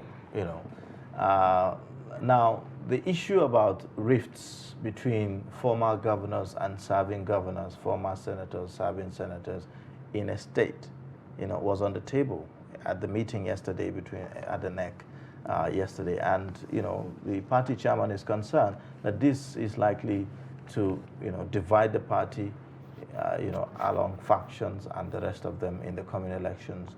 So when you look at the way political parties are funded and you look at this concern, how possible is it to even resolve some of these and make sure that such factions or rifts or disagreement does not exist within the political parties? I think the parties should be the ones to do things like that. Because why should somebody who has finished his tenure, be the one or be interested in who succeeds him? He should allow the system to take care of itself. If the voters are actually okay with whoever is coming on, then the people should be allowed to decide. But in Nigeria, the problem is you want to call the shots even outside government, because we are already used to what so many people refer to as government subsidized lives. Right. Without having access to the public till, so many people may not be able to maintain the influence that they think they have. So because of that, they do all sorts of things to be able to change the system and control whoever succeeds them. Okay. Now, with the APC, fixing such exorbitant price, but do you foresee this having an impact, on membership, of the party come 2023? Well, the party has been telling us that they have 20 million members, they have 30 million members. What surprises me, like the last time they said that, I think during the registration or revalidation exercise, they said about 20-something million people joined the party. But what happened in the end? How many people voted in the end in 2019 election? Very insignificant number compared to what they told us they were able to register as a party. But the fact is, this amount of money that they are coming up with, I don't think people will be able to afford it. So it will have an impact on the number of people that will come out. So are we likely to see a reduction? Because we've seen a lot of posters, we've seen a lot of people coming out, to show interest that they want to, run for this office or that office. Are we likely to see some kind of decline or some kind of people undeclaring, if there's anything like that? Actually, doing posters is one thing, and then running eventually is a different ballgame. Some are actually doing it to be able to get money from maybe friends and associates, So because of that, they do all these posters and what have you. But some are actually interested in it, and you can see even within the APC, once they mentioned 100 million naira, so many people started saying, then this is not for us, because we will not be able to afford it. Right. But they have shown interest earlier, but now that the money is high, they just have to undeclare, like you said. Oh. Which means that, automatically, now let's do the math, right? For a young person who is actually eyeing that presidential seat, the age, that age limit that has been provided or approved by the law is 35 for the president. A young person of 35 years of age in Nigeria, would that person have been able to amass such wealth, in the course of his career? Let's say the person probably graduated at the age of 25, so he probably have 10 years of, running a career. Now, you have, say, 60, let's leave it at, based on the 40% deduction that they made, say 60 million naira, right? The person will have to get that form. You will have to move around and canvass for support. And that requires a lot of logistics, movement. Sometimes you may have to fly, and all of that. And then you have contingents that you have to walk about with, right? And then you have to also meet one or two persons. Of course, you have to demonstrate some kind of kind gesture, to people in need, especially at a time like this that Nigeria is having such a high inflation. Now, if you look at, this is the month of Ramadan. It's coming to an end. The Salah is just around the corner, and politicians usually in the tradition, they would like to demonstrate some kind of gesture, in line with the practice of the month. So, what would such a person do, and how can such a person be able to get such funds?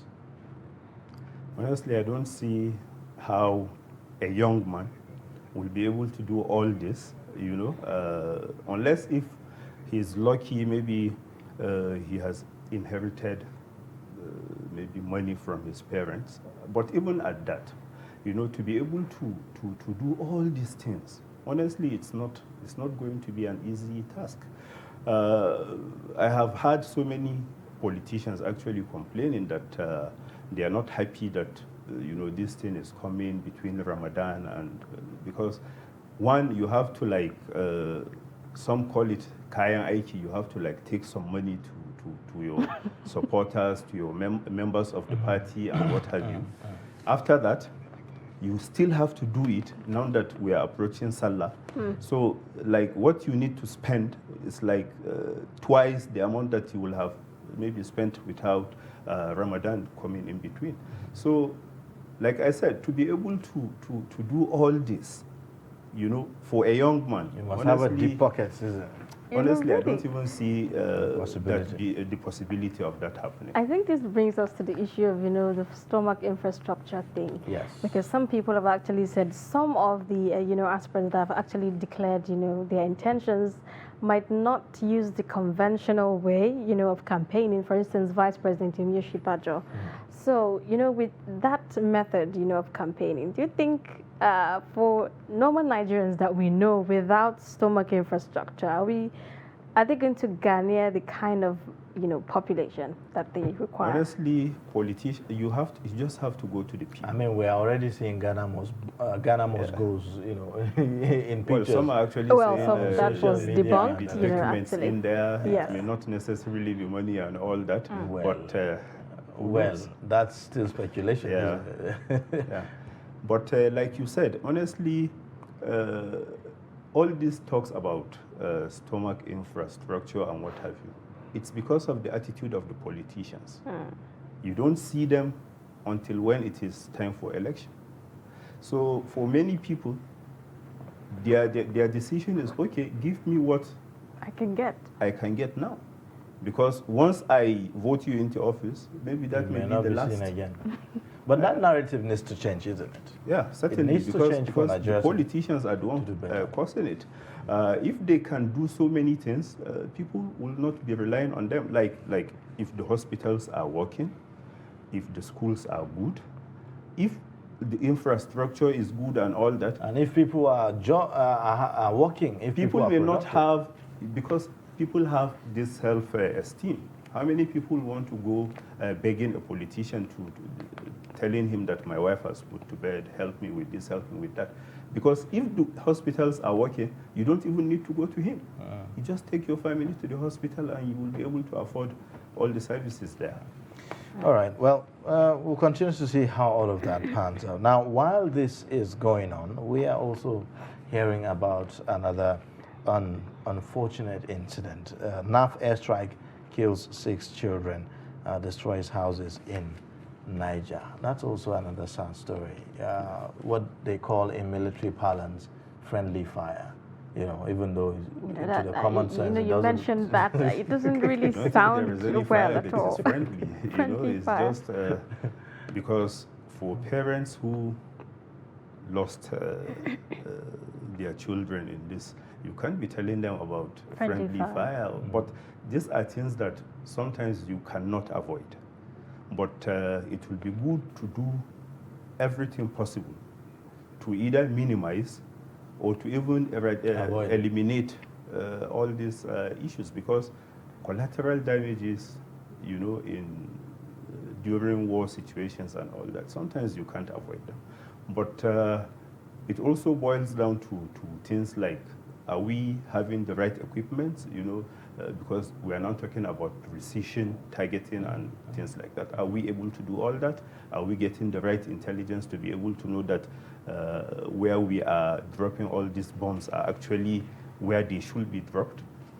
So with things like that, I think. Yeah, truly, because a lot of people have said this should have been avoided in the first instance. given the fact that we have the new Super Tucano jets and all of that we... Well, we are still talking about buying additional equipment, which is okay, because so many people are actually saying we have spent long years without equipping the military, so it will be good to be able to have all this equipment at our disposal. But if at the end of the day, like you said, we have the Super Tucanos and then still we have not been able to deploy them to good use, then what's the use? Because we had to spend money to buy them. Okay, now let's take a look at other stories on the Leadership newspaper this morning. 40 days to presidential primary. APC moves to avert clash of interests. Party NEC concedes powers to NWC. You see the riders there. CSOs kick as APC pegs presidential nomination forms at 100 million, governorship 50 million. And then it's a party affair, says INEC. PMB warns against imposition of candidates. Adamu blames governors for crisis in party, urges unity, party interest. And then you'd find other stories on the Leadership newspaper. Again, CJN warns judges against corrupt practices, showy lifestyle. And then right at the top on page 7 and 8, Leadership awards will spur us to do more. Governor Yahaya Ned Nwokolo. Troops kill 25 terrorists, rescue 6 captives in Lake Chad. And then you see also on page 19, World Bank asks federal governments to reconsider 4 trillion naira fuel subsidy. Over 43,000 Nigerian pilgrims to perform Hajj 2022. And then you see the train attack. Erufai gives 9 victims' families 18 million. Well, for me, it's the one about the train attack victims. The governor is giving 18 million to 9 victims of some of the families. Is this compensating enough? Honestly, I don't think so. It also shows the problem that we actually have with the railway transport and all that. Because if it were to be maybe an air-related incident, you know, the insurance companies would have come in and do all the necessary things. But what this shows is clearly the fact that probably there is no insurance, there are no things like that. So the governor has to now like show solidarity to the victims and things like that. But, you know, one is thinking, at the end of the day, you are giving 18 million naira. These are people, some of them mourning for the loss of their loved ones, some of them still not at peace because their loved ones are still somewhere in the bush, in the hands of abductors and all of that. And we're dealing with a situation that the abductors are not requesting for ransom. They are not asking for ransom, you know. So will that really assuage the pain, you know, of these family members? Well, maybe to an extent. Sometimes, you know, when people are in mourning or in a precarious situation and you show some sympathy, they tend to appreciate it. But honestly, there is no action that the government can take, you know, other than freeing their loved ones, you know, that they will really appreciate. Because I know among those that are still being held, there is a woman and her daughter, you know, who just returned from Lesser Hajj, you know, but just on their way to Kaduna, you know, this happened and they're still out there with the terrorists. They were actually shown in some of the videos that were released earlier. So I can imagine the pains, you know, of people whose family members are still with these terrorists. Oh, quite a sad one, really.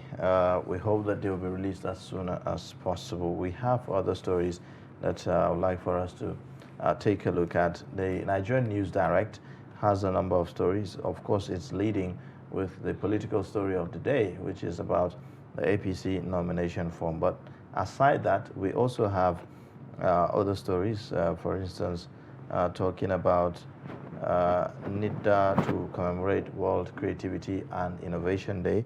We have the story about Darie Nyame pardon in line with Constitution will not derail anti-corruption war. So that's the president responding to the critics, and some of the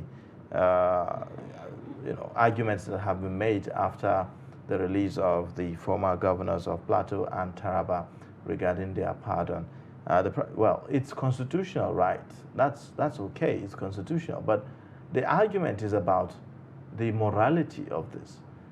The moral implication of having to release people who are considered some of the top corrupt persons in Nigeria, who the court have actually confirmed guilty of those crimes. So if you think about it, is it about the constitution here, or is it about the morality here? Well, I have actually seen the statement from the presidency, telling Nigerians about the membership of the panel that did the recommendation, which was taken to the Council of State to decide, which it did eventually.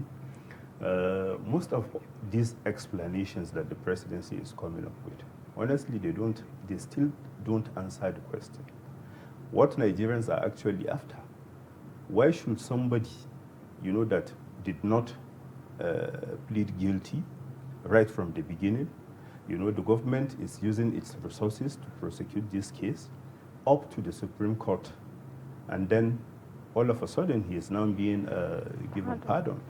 When you have so many people that are there, if you are talking about sickness, like the presidency said in its statement, there are so many people in there, inside the correctional facilities, that are also sick. We don't even know about them. And then why did the government, it had to wait for Nigerians to start raising questions, to even start telling us those who benefited from the pardon. If they had done that in the beginning, probably they would have, people would have understood where the government was coming from.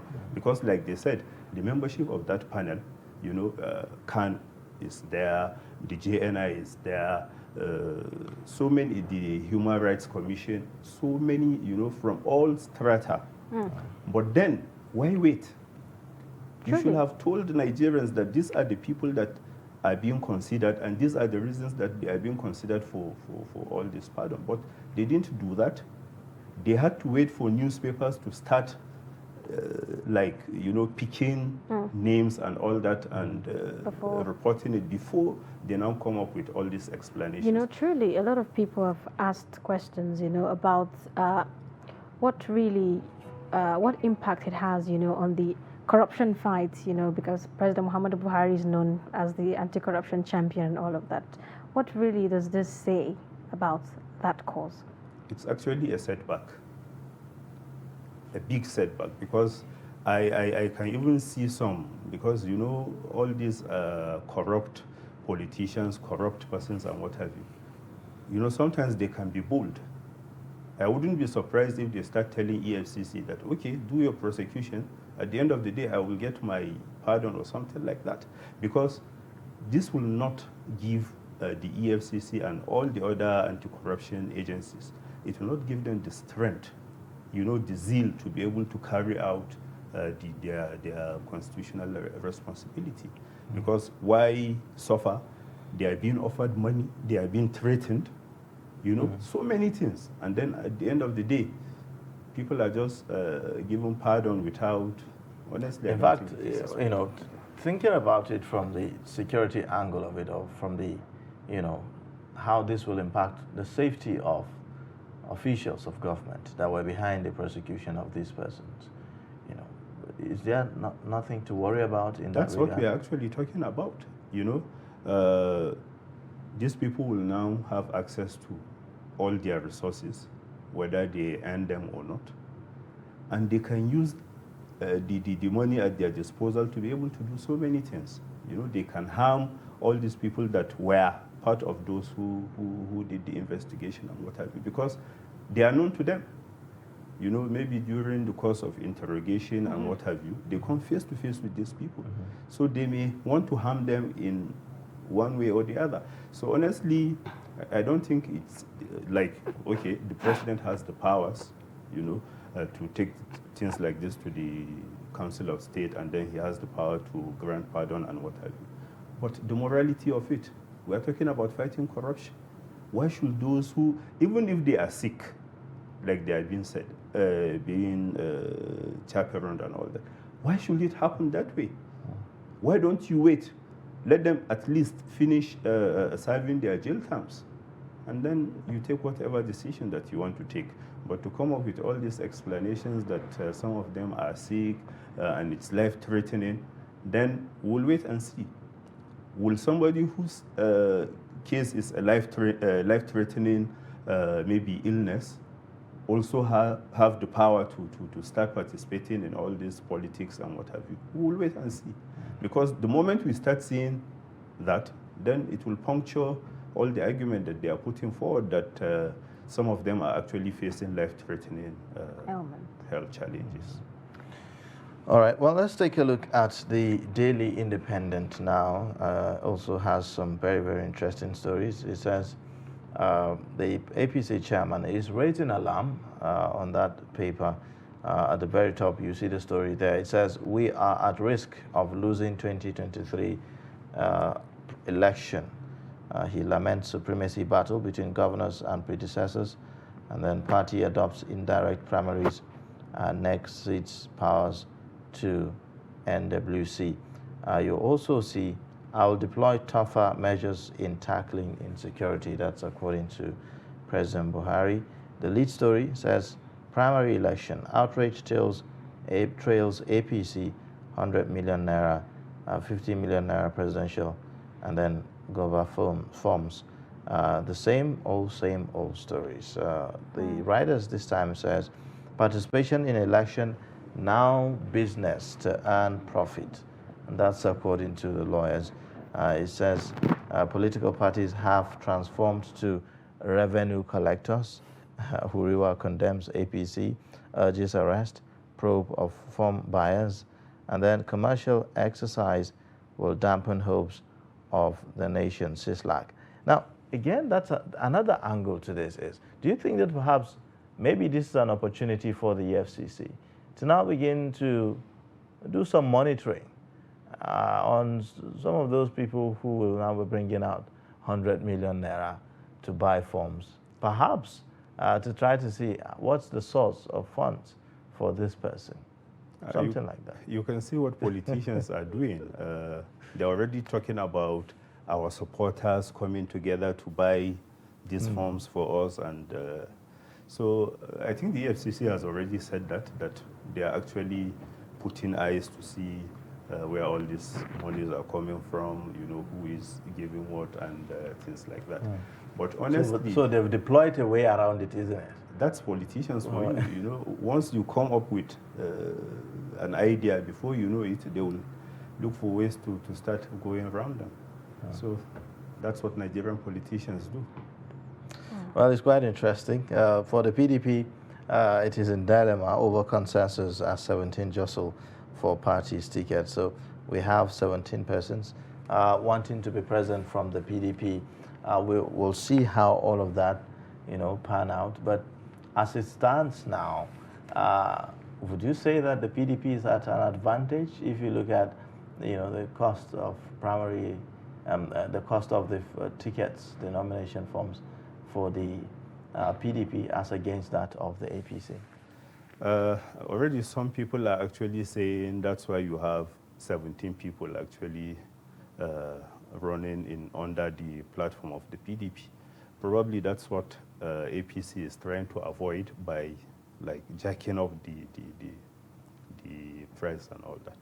But then I don't think they are at any advantage. But it's to the advantage of Nigerians, isn't it? The more the merrier, isn't it? Well, the of more course, people the more people show interest, because that means, okay, instead of getting just a bag of rice, you are likely to get two. You have alternatives, you have options. You have alternatives, you have options, and to choose but from. Other than that, I don't see any. But with 100 million naira, the options are quite limited, really. Yeah, to they some are. big shops. They are, but let's see. Let's wait and see how many people will be able to afford it. Now that because so many of them were saying we don't know how much the party will ask for. Now that the money is out there, let's wait and see how many people will be able to afford it. Because right now we have close to 10 or even more aspirants under the APC. So let's wait and see. To be quite a year for us. Quite a year, really. Perhaps we are saying that the PDP is raking more than 600 million naira from the sale of forms. In the case of the APC, projection is likely about maybe more than billion. Well, if 1.5 billion maybe, or 1.7 billion. Well, we get to see how all of that. Well, with that, let's take a look at the Blueprint newspaper. Same old stories, all over the paper. But there's this one about President Buhari saying, with little resources, we've done much. Nigerians are forgetful. And he's also saying that he's threatening tougher measures on insecurity. A lot of people would say, well, time is running out to do this, isn't it? Well, the president has the right to say all the things that he is saying. But then Nigerians also have the right to draw conclusions based on the things that they see. If you are talking about fighting insecurity, Nigerians will be able to know whether they are they feel safe and things like that. But to start saying with little resources, the figures are out there. At least from what the agencies are saying, Nigerians know the amount of oil that Nigeria is selling, what we are getting from it, the loans that the government is taking. We all know that. So based on that, we should be able to draw our own conclusion to know that, okay, the government is really trying, or no, the government should do better than what it is doing at the moment. So it's for Nigerians to actually decide, not just for the president to mount it. Really. All right, well, thank you so much. We appreciate your coming on Daybreak this morning to speak with us on some of these stories that are making the headlines on our papers. Thank you for having me. Yeah. All right, we are with Nasir Lawal, the editor-in-chief, Deadline Nigeria.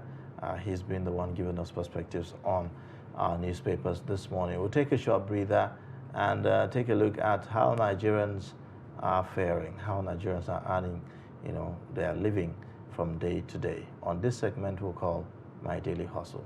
Take a look. But in a situation where you find that you look at the same, not necessarily tribal or regional. But I have said that.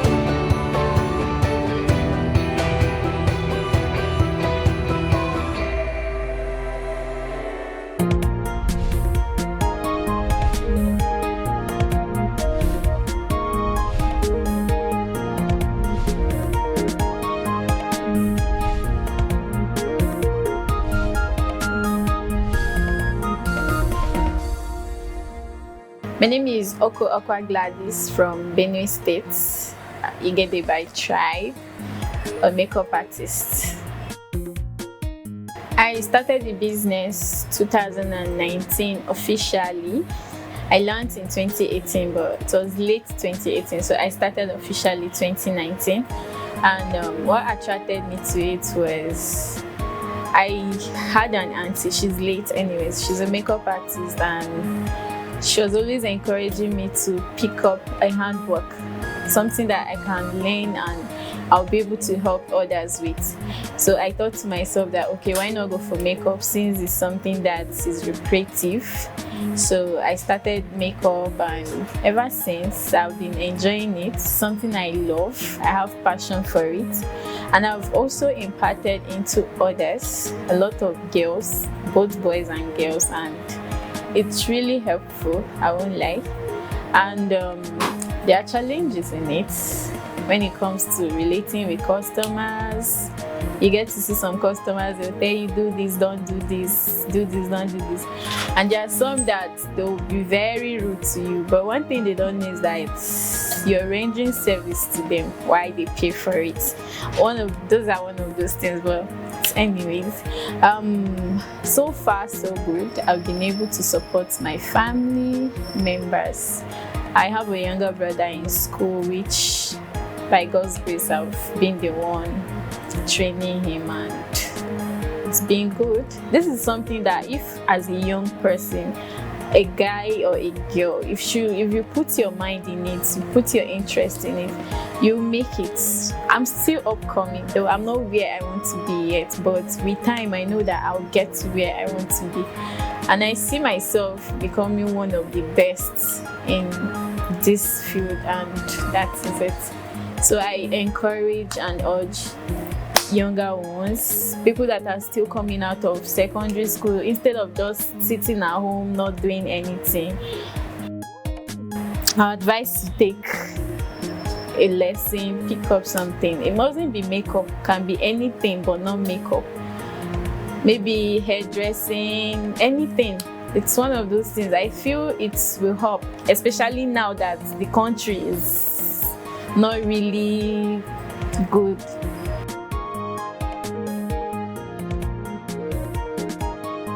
I actually have a lot of students. I have students, people that are under me, training under me. Earlier, I had a student working with me, and she went for outside job. That's why she's not here right now.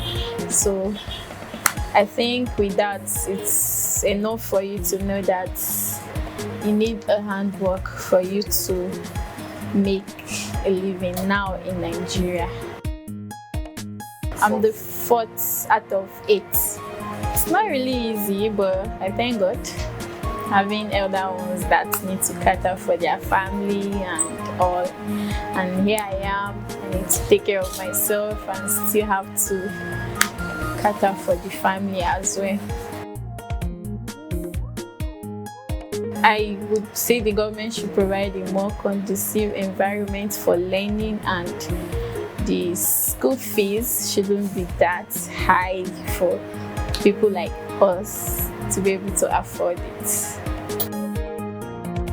I feel the government should provide incentives for entrepreneurs like us, for us to be able to meet up and also work harder and all.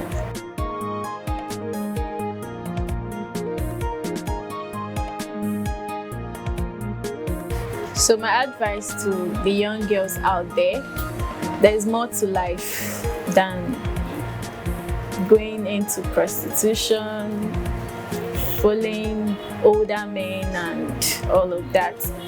And my advice to you is pick up a skill. It's not about you wearing the best clothes. It's not about you wearing the best hair now. It's about you doing something that you benefit from later. At my age, okay, I remember when I was 19 years old, and all I wanted to just be a graduate and probably get married and life continues. But there's more to life than that. You need to have something you're doing after your certificate. It's very, very important you have a handwork at an early age, because we don't know what tomorrow holds. So my advice to you is get a handwork. Do something. Go out there and explore the world. You mustn't really have everything it takes, but you can start from somewhere. The same way I started from somewhere. There are times whereby customers will call, and when you go there, they look at your makeup box. It's not up to what they want, and they will start telling you, okay, they called someone else, and you feel you want to give up. Still, I didn't give up. I still push it, and today I'm happy to be where I am today. So my advice to you is just try your possible best. All right, thank you for staying with us. If you are just joining, you're watching Daybreak, reaching you live from the nation's capital in Abuja. And of course, my name is Ayuba Ilya, and I'm not alone in the studio. Welcome to Daybreak. It's 8 a.m. here in the capital city. I'm Zainab Bella. And because it's top of the hour, we'll be taking a look at the news headlines again. Now, beginning with the one that APC pegs presidential forms at 100 million naira, and then governorship 50 million naira begins sales. PDP leaders shot dead in Plateau State. Gunmen storm Anambra police station, set patrol vans on fire. Anaku reschedules common entrance exams due to low registration. Now let's take a look at the details. The ruling All Progressive Congress has put the cost of the expression of interest and nomination forms for presidential aspirants at 100 million naira. The party's forms for governorship aspirants cost 50 million naira, Senate 20 million naira, House of Representatives 10 million naira, and State Houses of Assembly 2 million naira. The National Executive Committee of the party disclosed on Wednesday that it has approved schedule of activities and timetable for the 2023 general election. The NEC has approved the commencement of sale of expression of interest and nomination forms from Saturday, April 23rd to May 6th, 2022 for the 2023 general election. It approved a 50% reduction in nomination fees for youths less than 40 years for various elective positions. Vice President Yemi Osinbajo, Asiwaju Bola Tinubu, former Governor of Lagos State, Minister of Transportation Rotimi Amechi, Governor David Umahi of Ebonyi State are among the leading presidential aspirants for the ruling party. Two leaders of the People's Democratic Party PDP in Bassa local government area of Plateau State have been shot dead. The deceased were killed when the accompanied Honorable Musa Aga, member representing just North Bassa constituency in the Plateau State House of Assembly, went on a thank you tour of the general area in Bassa local government area. The spokesperson of the Plateau State Police, ASP Uba Gabriel, who confirmed the development, also said the attackers shattered the vehicle of the lawmaker. He said investigation was ongoing to unravel the perpetrators of the attack. Also, the PDP in Plateau State has condemned the attack, saying the people of the state are in danger. Now, to some more security issues, the gunmen have attacked Anaku Divisional headquarters in Ayamelum local government area of Anambra State. Daily Trust gathered that the gunmen stormed the station in the early hours of Wednesday. 3 operational vehicles of the police were torched in the incident. The spokesman of Anambra Police Command, DSP Kenga Tochukwu, said the police repelled the attack. He also said in a bid to escape, the attackers threw bonfires inside the station and it affected 3 of police operational vehicles. The police spokesman noted that there was no casualty on part of police, adding that all police arms were intact. He further stated that the police reinforcement team had been drafted to the area and the operation was still ongoing. Security operatives and government offices have come under different attacks in Anambra in recent times. The National Examinations Council, NECO, has rescheduled the 2022 National Common Entrance Examination, which is conducted for admission into federal university colleges from 23rd April 2022 to 7th May 2022. Aziz Sani, the head of Information and Public Relations Division, National Examinations Council, said in a statement that the examination was rescheduled to give states with low registration of candidates the opportunity to register their candidates for the examination. The council enjoined candidates, parents, guardians, and relevant stakeholders to take note of the new date for the examination, noting that the registration of candidates will continue until the new date of the examination.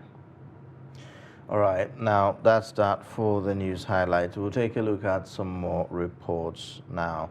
Kano State transport workers operating in Kano Line Motor Park are appealing to the state government to reconsider its decision to shut down the motor park, as it may render over 10,000 people jobless.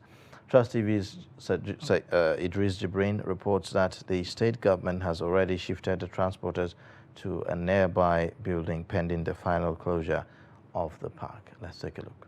Situated along Zaria Road in Kano metropolis, Kano Line Motor Park is the most popular and perhaps one of the largest motor parks in Kano.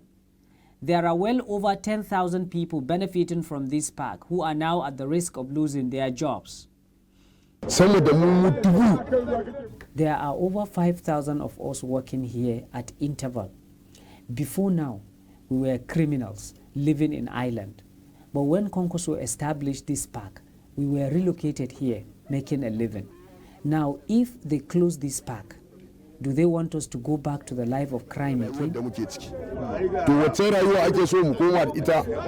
According to these people, the state government is yet to provide them with any other alternative as to where they should relocate to, apart from these nearby building, which forces many vehicles to park and load passengers from outside the main park. Actually, Ganduje need to look at these people to temper justice with mercy, because he knew that this park was given to us by his political brother, Rabiu Konkoso.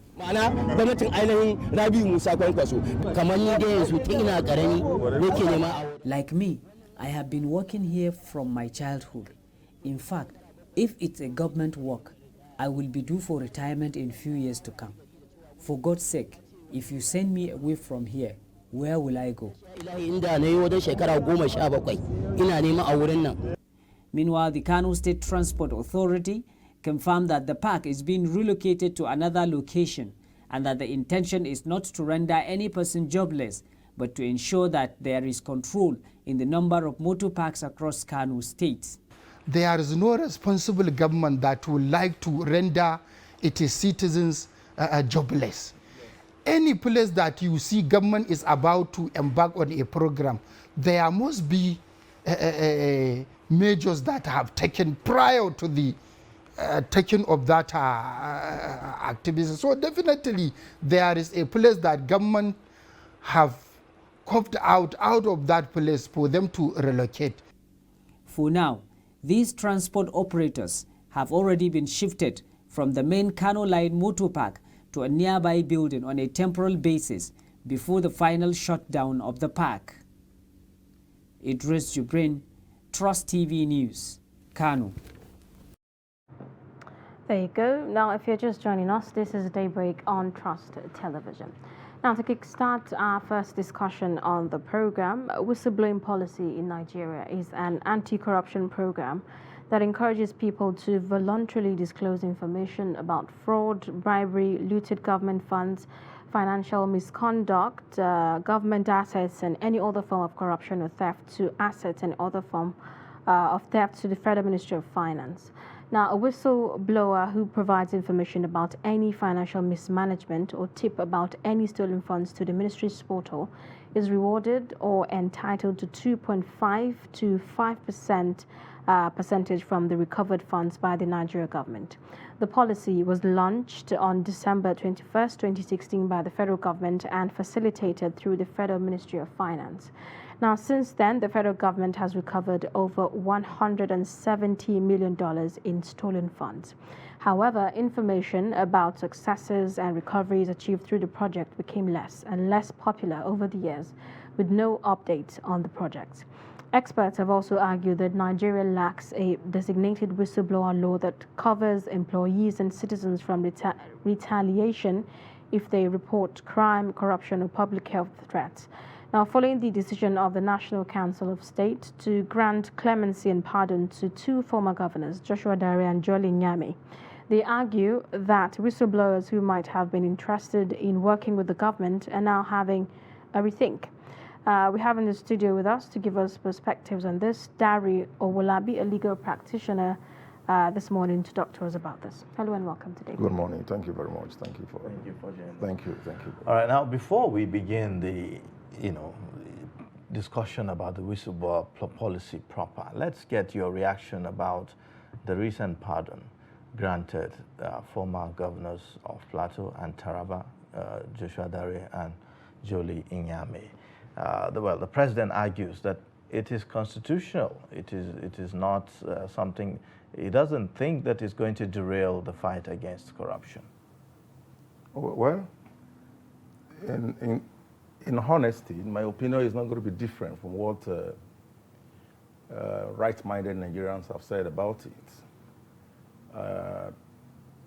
The exercise of that power by the president on these two individuals who mentioned was a clear case of abuse of power.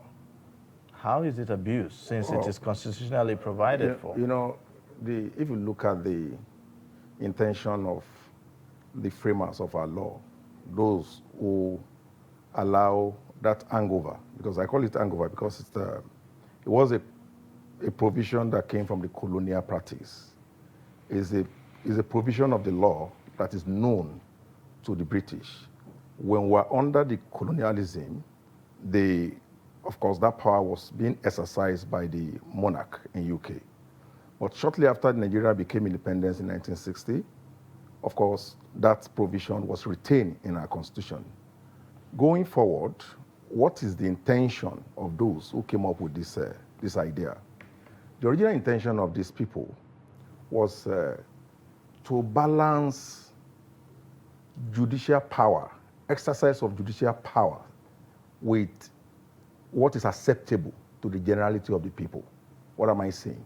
If a court of law strictly exercises its power in convicting a particular person, and of course, sometimes you could be if you follow the law the way it is written, the judgment you give may go against people's aspiration. So that is where the executive comes in to bridge the gap, to balance people's opinion, what is acceptable among the people with what judiciary gives. Or again, if you check the section that provides for this law, this power, which is section 175 of the Constitution, what that section simply calls it is prerogative of mercy. Mercy in this sense means that someone who could have been unjustly convicted, the president comes in, or someone whose conviction does not enjoy general acceptability of the people, the president comes in. So basically, it's something that has to do with morality. It is intended towards achieving morality in the administration of justice in our system.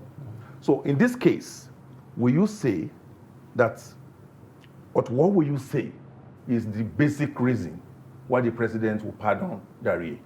Are you saying that the money he was accused of stealing is no longer the case? Are you saying that the court made mistake in convicting him? Excuse me. Are you saying that the people of Plateau State are angry over the decision of the court, or the generality of the people of Nigeria don't celebrate that conviction? Everywhere you go in Nigeria when that conviction was made, people were happy. The argument is that they are probably advanced in age and then suffer some kind of medical condition. And so maybe, and that's also part of the argument is that, well, they've suffered enough shame that comes with the conviction, with their conviction. So that suffices. That's a minority sentiment. That's not able to do with it. It's not legal. Sentiment being here by those who share. See, let me tell you the way it works here. Unfortunately, very unfortunately, in Nigeria, we run a system that is meant to collapse. Who are those who sit in the Council of State that approve this recommendation for pardon? Check. Who are those ones? Former heads of states. Who are the same people that put us in the condition we are today in Nigeria. So their colleagues are in detention. What do you expect them to do when the opportunity presents itself? They have to show mercy. Age. How old is Dare? Is it up to 70 years? There are people who who spend the rest of their life. In fact, let me tell you in some client, this kind of offenses, the punishment for this type of offenses, it's death. A very good example is China. The punishment for any corruption-related offenses in China is death.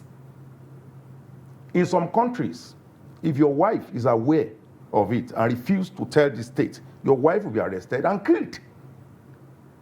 Because those people understand the enormous damage corruption can do to any nation.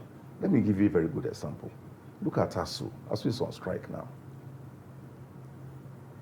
I just read in this paper now that APC peg the presidential nominee form to 100 million naira. Check in the next 1-2 weeks how much they're going to rake in from that. You will be wondering where the money is coming from. Our children are outside schools for months now. Nobody knows when they're going to resume. Why do you think that is the case? Corruption. It is not because we don't have money to... let me give you another example. At about the same time, federal government awarded the contracts for the construction of National Library in Central Area, and then construction of EFCC headquarters. I think about the same amount of money, about 6 billion thereabouts. Within 5 years, EFCC headquarters was completed with around I think 11 or 12 billion naira. They have increased that of National Library from 6 billion to 40 billion. It is still where it is today. What does that tell you? That this country does not care about development of the mind. They care about, see, there are two fundamental functions of anti-corruption agencies or any security network we want to talk about in any nation. One is prevention of crime. Second one is arrest of offender. The most important of this function is prevention of crime. How do you prevent crime? Somebody said, you cannot hold a book. You can't read a book with gun in your hand. You have to drop the gun. Right. All right. Now, at the coming of this administration back in 2015, the administration rode on the back of the anti-graft crusade. The president was seen as this no-nonsense, fighter to deal with corrupt officials and the rest of them. So perhaps that's why this is coming as a disappointment to a lot of people. But think about what's the implication of this on other segments of the society, on other government projects, policies, programs. For instance, you think about the implication on the judiciary, you think about the implication on the institution that is fighting corruption itself, the EFCC and the ICPC and the rest of them, and even a program such as the whistleblower policy. Let's begin with the whistleblower policy, for instance. That program came in, in 2016, and when it was introduced, well, some people, there were mixed reactions, really. Some people were excited that this has come, and some were like, well, it's just one of those programs. It's a small screen and the rest of them. How would you say that such move will, have an implication on such a policy of the whistleblower policy, for instance? First and foremost, what it does to the system is killing of morals of the fighters against corruption. Those who fight against corruption or end up finding their moral being killed by what happened recently. Because you cannot tell me that both EFCC and Jolly Yami would not have made attempts to compromise the EFCC officials that prosecuted them. So for them to still be convicted, despite such attempts, it means that there are men in those anti-corruption agencies whose mind are made up to ensure that Nigeria is protected against such people. Now, what have you succeeded in doing to that person's mind at the moment? Now, the whistleblowing policy that you mentioned, from the beginning of that policy in 2016, everybody who followed the trend of things in the country knew that it was going to die on arrival. And why is that? Because those who came up with the policy are those the policy will be fighting. But some recoveries were made, truly. isn't it? About $170 were recovered And then, through the, Then shortly thereafter, have you heard anything about it again? Some have also said that it's poor legal framework that is hampering the proper implementation of the policy. There is no, see, I think about 2 Bs or 3 Bs now have been pending in the National Assembly for the protection of whistleblowers in Nigeria. It has been unattended to date. Every country, other countries in the world, that like Australia, like Turkey and the rest, that practice whistleblowing policy, they have a framework that protects the whistleblowers. But now, I blow a whistle to reveal that he got him wet, and then EFCC diligently prosecute him and get him convicted. 10 years, and after 2 years, you ask him to come out of detention, and he's aware that I was one that actually revealed information. So what can the law do in that instance? If there is a framework, a legal framework that makes it mandatory for those in charge of that policy to provide protection for such individuals. Of course, if such protection is not made for that person, people can actually cry out that, no, the law is being violated. Use the law to protect this person. But in this case, there is no law protecting them. In fact, let me even tell you something. Some of them were even wish-hunted. You can see all of a sudden the program, the policy just weighing down. What killed the policy? Some people were arrested. Of course, it's possible that you have an information that money is there, and then maybe when they come here, because one of the don'ts of the policy is that you don't give us fake information. Give us fake information, we'll prosecute you for giving false information. So, at what point does it become false information? Is it at the point if I know that there's money here and I go to inform the authority involved, and before they come here, the money has been removed?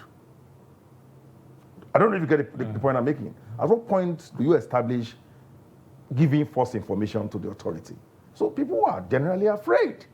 They're afraid of their protection by the law, afraid of protection from being victimized by those that are involved in this stealing. They're afraid of even the state itself wishhunting them.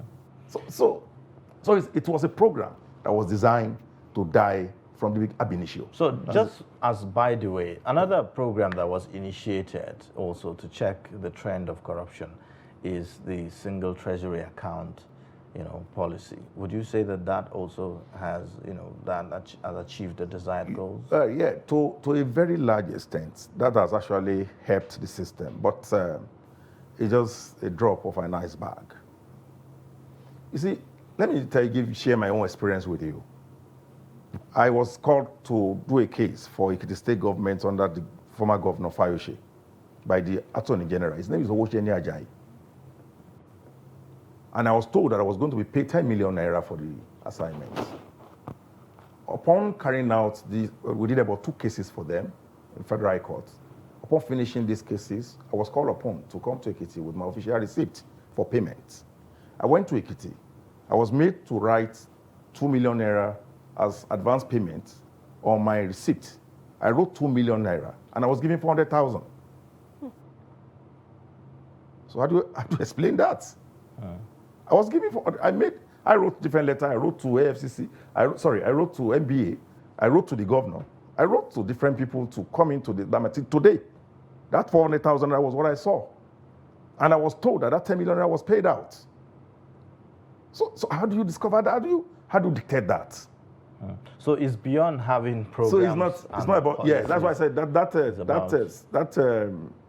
what do you call it? That program of running a single account for government agencies is just a drop of an iceberg.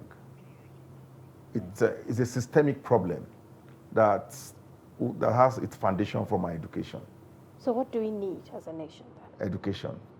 Just reform our educational system. When you change the minds of the people, you change the country. But changing the mind becomes very difficult. It's not difficult. Let's look at the indices here, or rather the elements here that we are dealing with. Yeah. We now, for instance, the APC is pegging its nomination forms at 100 million naira, right? And now INEC has a ceiling, a spending limit for politicians, for campaigns and everything. You are already buying form at 100 million naira. By the time you are done buying form and done visiting all the people that matter, the communities, the this, the that, the campaigns and everything, go along. even if you were, willing, or if you are a law-abiding Nigerian that really doesn't want to cross or the bar and all of that, is that realistic? I still go back to what I mentioned earlier. Let me tell you, I've been involved in different association, community development for a long time. What we find at the federal, what we find at the state, local government, even at the level of community. So that's why I call it systemic problem. And then, but one fundamental thing you know there is that only few take decisions for others, the educated few. So what that means is that if you see the few of us that try to ensure that things are done the right way in the country, it's a function of the kind of type of education and the home that we come from. Okay. Do you understand what I'm saying? It's a function of, when people tell me that police is the most corrupt institution in Nigeria, or you come to tell me that lawyers are corrupt, the question I ask is that these two people, are they not Nigerians? These are Nigerians under the same pressure like every other one. You know how much is rent in this town? Compare the rent payable to the salary payable. The school fees payable, hospital bill payable. There's a pressure on parents already, so they have to look for a way. One of the first fundamental law of life is the law of survival. However you go about it, that's why people they will not stop taking money from politicians, because that's the only access they have to the public fund. But if you change the mind of those who give the money, now I tell you, I'm not a pessimist, but I can tell you for sure that it is not likely that anybody that is from 20 years and above can see better Nigeria. That's quite it's not very likely. disheartening. It is because of the level of damage that has been done to the system. There are things we can't say here that we know as lawyers when we deal with governments. There are things we can't say here. If people will even think you are lying. Okay, let me give you a very good example. Somebody was on AIT, a retired general was on AIT, and told the whole world that there are Boko Haram members in this government. That he interviewed some of them. Some of them were brought to his office. He interviewed them. Senators, ministers. He mentioned them on AIT. What has happened? No. El-Rufai was on air, the governor of Kaduna State, and mentioned to the whole world that we know where they are, we get information about their plans and plan attack, and what happens? The government only condemns the attack after the attack has taken place. But a governor, a sitting governor, nobody can say that he's ignorant of what he's talking about. He's telling the whole world that we know where they are, we have information about the operations, we know when they want to carry out attack. So why is it so difficult then to change anything in Nigeria? That's why I just mentioned to you now that if you know the level of damage that has been done to this country by the political class, it will affect the generation up to 20. Do you get the point I'm making? But if you can get what we need in Nigeria is just one person. Exactly. So we need to start somewhere. Just one person. We need to start now, somewhere. The future of Nigeria is in the hand of some of us, of course, this age now in this studio. Nigerians between 18 to 40 or 50 constitute about 70% of the population. Let me even give it straight to you. Nigerian students can change Nigeria. But with the cost of governance, how can they do that? It's 14. I'll give you a very good example. What they do to make us think it is difficult to take this power from them. Now, if I tell you now to vote for Mogalu, for instance, you will tell me that it's going to be a wasted vote. That's what I hear often. She will say the same thing. 2, 3, 4 million Nigerian youth will say the same thing. No, if I vote for him, it's going to be a wasted vote. So our vote is between Atiku and Tinubu. That's the mindset. But the day you change that mindset and see yourself as potent force that can change the system with the power of vote you have, You end this in politics. How will the votes count? Because, you know, I'm always going back to this APC nomination form thing. It has caused a lot of reaction on social media, especially among certain demographics. How is it possible to change the narrative when it looks like the system has already been rigged against a certain demography? We are talking about 100 million naira for a form for the presidency, right? Now, the argument is likely to be that, oh, okay, why don't the young people go for other positions that they can afford? Maybe the House of Assembly, and then maybe the House of Reps, and the rest of them. But we have young people who are interested in the office of the president, and they have capacity to deliver. But what will now be a barrier for them is this issues of fund. You know, as we have, I mean, in 2015, the cost of nomination form for the APC was, I think, about 15 million naira. And then in 2019, 25 million, I think 25 million. 25 million, 2019 we saw 45 million. And then all of a sudden from there to 100 million. Who knows what is going to be, you know, after the 2023 election. I mean, are we using dollar to print the forms? That's what I cannot explain. But again, if you look at how the young people or other demographics are being shut out of the whole process, how likely is it to really have some of these changes made? I'll go back. I'll answer your question with the same analysis I gave you earlier on. It has happened in different states in Nigeria where opportunity refused to present itself for a popular candidate to contest election within the popular party, like PDP and the rest of them, maybe PDP or ACN or PDP APC. And they decided to go to another political party because they know they are popular, they know they have good followers, and they know they meant well. A very good example is Oshimole in those states. Another one is happening in the state now. The former governor Shegun was shut out of PDP primaries, and he went and introduced SDP to the state. If you go to the state, if this coming election is not rigged, he will win hands down because is generally accepted by the people. So Nigerian youth can see, forget about the umbrella or the broom. Political parties have the same legal status. All of them are the same legal status in the eye of the law. Whether you call it ABGA, call it SDP, it is a political party recognized by law. What makes it big to you is the number of followers or number of offices they hold. But in the eye of the law, they are equal. You get the point I'm making? So Nigerian youth can queue under any political party. They don't need to follow this known party who are damaging their future. They can queue under any other political party. But you need a united force to do that, isn't it? How do you get that? There has to be some kind of consensus among Nigerian youths that, look, we are tired of all of this. And, you know, they believe that we have the power and the capacity to make these changes. There has to be a consensus. That is why this conversation that we're having here is very important. This is the type of conversation Nigerian youth will be engaging themselves in. People who understand Nigeria the way it is, the way it was, the way it is, and the way it will be, should be telling them what they need to do to take. You can't sit akimbo and expect power to be given to you. They're already enjoying the power. They are desperate. They don't care about their age. They will die holding power. Now, the problem with the electorate in Nigeria is that, who are the people that vote? 90% of those who vote are the uneducated. An average educated Nigerian doesn't vote. So who is going to protect the vote? The uneducated has collected money that doesn't even know the reason why he's voting. He doesn't know the reason why he's voting. So we should engage in this conversation, extensive conversation that will be taken around Nigerian schools. Nigerian youth should engage themselves in different fora to educate themselves about their future, about the way this thing are done in other countries.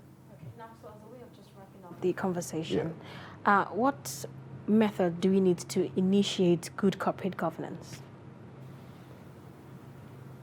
Well, first and foremost, the way we recruit our leaders, it's a very, very fundamental point. You cannot, like most of the states in Nigeria today, if you check very well, most of them don't allow their deputy to, some governors don't allow their deputy to take over from them. after working with you for 8 years, I see your mindset that you're not likely to follow what the path that I've chosen in the last 8 years, or the likelihood that you are going to expose me if I leave power. So they look for whoever that will, you understand, follow the line. And they will give that person absolute support. So the way we recruit our leaders is a problem. If only we can get the electoral process right, of course, I can tell you that we have solved 50% of the problem. Just to get the electoral process right. All right. Well, thank you so much. We have to end the discussion now. We appreciate you coming on Daybreak this morning. It's my pleasure. Yeah. Well, we've been speaking with Dari Owolabi, a legal practitioner, giving us perspectives on the issues of Nigeria's whistleblower policy, which has spiraled into all the other branches of corruption in Nigeria and how to deal with it. We'll go on a short break now, and then when we come back, we'll take a look at the next discussion. Please stay. As the 2023 elections draw near, remember, evil prospers when good men and women only wish for peace, but never take a step to make peaceful elections happen. Are you a father? Are you a mother? What are you saying to your children as elections approach? Have you warned them not to let themselves be used to cause violence? Have you explained to them what the consequences of electoral violence might be? Do your part to make peaceful elections happen. Talk to your children. Protect them from unscrupulous politicians who want to put them in harm's way, while their own children are comfortable at home, within and outside the country. Let's join hands to make 2023 elections peaceful. This message is from the National Orientation Agency, NOAA. Daily, we bring you updates around politics. People like you who are very young, you have no future. Anybody now who is 30 years, if what is happening to them continues, by the time you are 60, you will have no country. The DPO of a particular unit does not have to wait until the commissioner tells him what to do within his jurisdiction. We have political parties on the ground. Some of them have been there for years.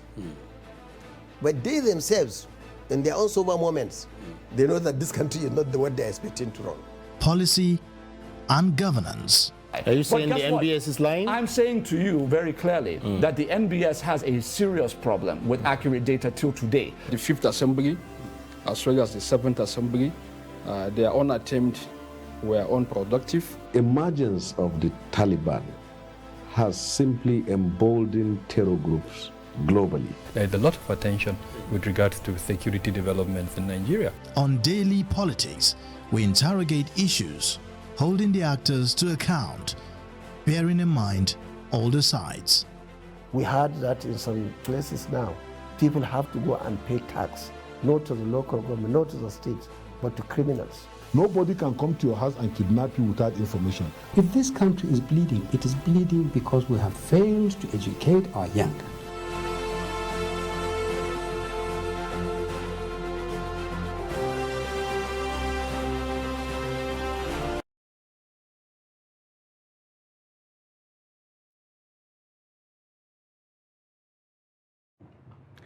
All right, thank you for staying. If you're just joining, you're watching Daybreak, reaching you live from the nation's capital. Now, let's take a look at the next discussion on the program.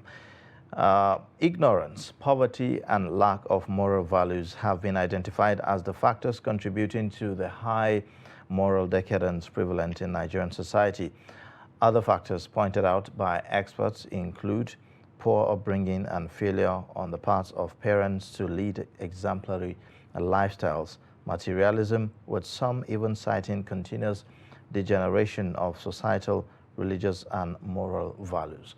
We have joining us in the studio Dave Oforum, a media officer at the National Orientation Agency, who will be talking to us about this menace, moral decadence, its causes, consequences, and solutions in Nigeria. Thank you for joining us on Daybreak, Dave. Thank you, Ayuba. Thank you, Zainab. Good to be back here. Yeah. Well, very recently, we have seen a kind of a spike in cases of maybe rituals, rape, robbery, kidnapping, and all sorts. A lot of things happening in Nigeria. And a lot of factors are pointed as the reasons why we are seeing them. But to narrow down the discussions, let's take the most recent, which is about a video that went viral on social media where a mother was raising alarm about her daughter being raped and all of that. And the moment a video that went viral emerged on social media, the narration changed. A school was suspended in Lagos, Christian schools, as a result and all of that. But a lot of people have pointed to parenting as a major issue. In fact, a lot are, leaving the schools out of it.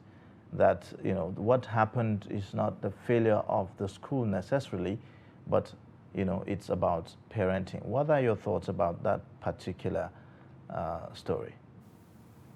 Yeah, I agree quite all right with those who say it's a failure of parenting, but I think it goes beyond just the failure of parenting. I think it's the failure of society as a whole, because it takes one person to give birth to a child, but it takes society to raise that child. It is true that the primary responsibility is that of the parents to raise up their child, but society has a role to play.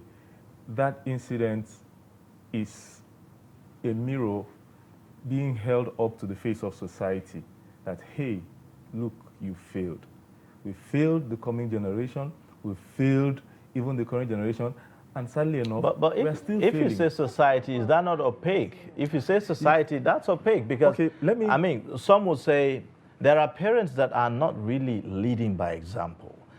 And when you have encounter with such parents, sometimes the idea in the past that a child belongs to everyone in the community is changing with time. In recent times, you have even parents, who send us, teachers rather. Teachers are not able to even, met out disciplinary measures on children who were brought to them by their parents and all of that. Because if that happens, most times you see that the parents come into the schools, attacking teachers, and the story is just, till where it leads you to. So when you look at such, changes in the society, would you still say that is a failure of the society? Yes. Remember, I began by saying primarily it's the responsibility of the family or the parents to socialize, train their children. And the family is the smallest unit of society.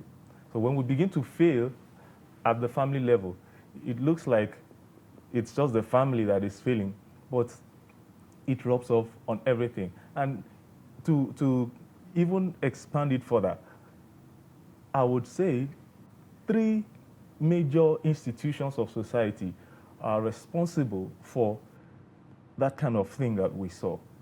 And it's something that has built over time. You see the family as an institution, you see the media, and you see the religious institutions. These 3 institutions, what that incident portrayed is the failure of these 3 institutions. 1, the family is supposed to guide the child aright and show the child what he or she, the way he or she should go. The media, on the other hand, is supposed to support the family in raising the child by the kind of content you expose that child to. That child, I can tell you without fear of contradiction that most of what she exhibited, she picked up from the media. Agreed, it might not have been for her age. She ought not to have, been seeing those things. But there are a lot of things that the media allows to pass. But you mentioned school because quite a number of people, have argued that school is also an agent of socialization, and from the family to the school, children get to pick up things like that as well. Agreed. I'm not in any way exonerating the school. Okay, I'm not in any way exonerating the school, but I want us to, avoid this, trap of blame it on the school, because if you blame it on the school, you narrow it down. The school is, populated by children from different families. It begins from the family. And all these children are exposed to the media, which parents are supposed to control what your children are exposed to in the media. And then remember, I also mentioned the religious institutions, which should be like the last buffer of society, where parents fail, where the school fails, where the media fails. The society, the religious institution is supposed to be the conscience of society, to tell society, hey, you are failing in this. But we see a lot of tolerance. We call it liberalism. We call it modernization. A lot of things that were taboo before are now accepted, and the religious institution is even condoning some of them. Exactly the point. You see, I mean, how do we contend with the challenges of preserving moral values when the dynamics are changing? For every of the institutions you just mentioned, the dynamics are changing. For the family, for instance, it's not the conservative family that you used to know, where you have father and mother, and then you have, the father typically will go to work, takes care of the family and do all of that. They are changing. You are now having to deal with families that, in fact, maybe not very common in Nigeria, but you have two men as, the father and the mother, two men living together. Now, that's one of the dynamics, even though it's not very common in Nigeria. Then for the media, you talk about media. We are at a point where media itself, content, is out of control of the media, like the contemporary media as we know it. With the proliferation of social media now, it's becoming more and more difficult to control content, right? And then the same goes for religious leaders. The values are changing. People are engaging in things not because of what they believe, but because of what they stand to get from those things. So how do we contend with all of these things? I'm glad you brought in the issue of content, because when I say the media, I use it in a broad sense to include not just the channels of communication, but also the contents and the content developers, because content developers supply the media with content, which the media now broadcast. And then, of course, in the day of in this day of social media, they don't even need to go through traditional media again. So I'm using it, in a broad sense, from the concept, content conception to development to even broadcasting, and that should include even Nollywood. It should include our entertainment industry. I tell you something. The problem that we're having in society today did not come from the news function of the media. It didn't come from the information function of the media. Exactly, because I was about to say that, because TV content are a bit regulated. Entertainment content of media, that's where this thing started from, even long before social media came. Some of the things we allowed as entertainment, especially from foreign climes, we found them entertaining, and we allowed them. Over time, what entertained us has now begun to haunt us, because we allow foreign alien values being packaged in form of entertainment. Naked women all around, lavish and unwholesome, display of luxury. And we portray it as entertaining. We use it to entertain ourselves. But the children are watching. And what you often see, you will soon believe. What you believe, you will soon behave.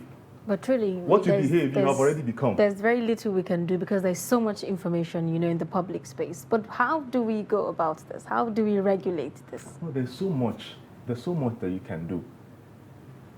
We must begin by self-censorship.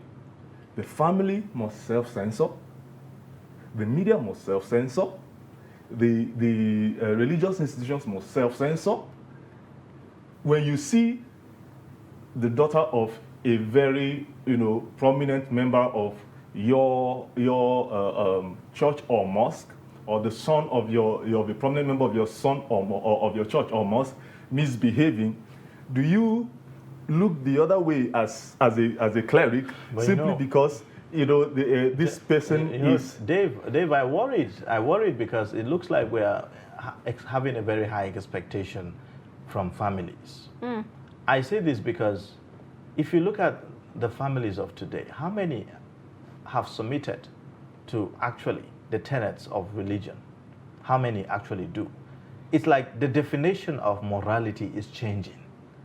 It's like there's nothing immoral or moral anymore these days. It's like it depends on what you get out of it. You get the point? So it's like we are putting a lot of expectations on families. Are we thinking about families that are given to, religious teachings? Or are we talking about families who do not even give into religious teachings? Moral teachings of religion. And religion itself, let's even go to, the religious institutions. Are they actually playing their roles genuinely as they should? That's the last point I made, about, the clerics standing up to correct what is wrong, irrespective of whose ox is God, irrespective of who is doing it. You don't look the other way because, if I reprimand this person, someone is going to feel bad, and if he feels bad, he's not going to support the work we're doing. If you're truly doing God's work, if someone feels bad, God is going to bring someone else to do it. So we must stand firm, we must stand on the truth and preach it. But then, coming back to the family that you talked about, whether you subscribe to any religion or not, at least we are all Africans. You have a culture. You have a tradition. There are things that are values enshrined in our traditions. Don't forget, we have a generation of people who have no regard for the tradition. How did they come to disregard tradition? It's these things that we're talking about. Because the family was not strong on instilling the values. We pass off, the idea that don't mind some of these things. You can do, for instance, you give an example of when someone flogs your child or punishes your child. The parent goes and, fights the teacher. Why will you punish me? Even when you know your child is clearly in the wrong, you are sending a signal. And also don't forget that some of these traditional practices are fetish in their nature. No, I'm not talking of the fetish, one. I'm talking about our values that reflect who we are, that reflect our morals. In our days, if you did something wrong outside, not only will you be flogged by the adult who is watching you, the adult will, even if he doesn't know your parents, who are your parents? Where do you live? Show me he will report you. Truly, I think this brings me to this next question. Sometimes parents say there's really little they can do. Sometimes they do their part, but you can never shield a child from going outside. One way or another, he picks one or two things. And sometimes there's very little parents can do. Comes down to self-censorship. When you show your child what is right, when you show your child his limits from a young age, and you don't wait until when the child is already a teenager, you begin to shout, you've already lost that child. From when he's a little child, you tell him where the limits are, where the boundaries are. Every day, make sure you sit down with your child. The point is that we have parents that are too busy to have time for their children these days. The economy is biting hard. But we see where it's leading. Yes, Dave, I want to bring this now, that there's also another elephant in the room. And I think that perhaps, you may explain further. It has correlation on what we are talking about, child upbringing and everything, which is poverty and the economy. Do you see how that is playing a role in changing the moral values of the society generally? Yes, I will be the first to admit that poverty, has a very, very, strong role in that it's playing in degrading our society. And I'll tell you a short story, to buttress that shortly. But I'll also be the first to tell you that poverty in itself is not an excuse, because there are poor families who still hold strongly to their values. The story I'm going to tell is something that happened just a few days ago. An artist, a popular artist in Nigeria, released a song, and someone went, on the streets and met school children in primary, if they're more than primary, maybe junior secondary school, and as they were promoting the song, giving them the song to sing along, the way an earpiece, they sing along.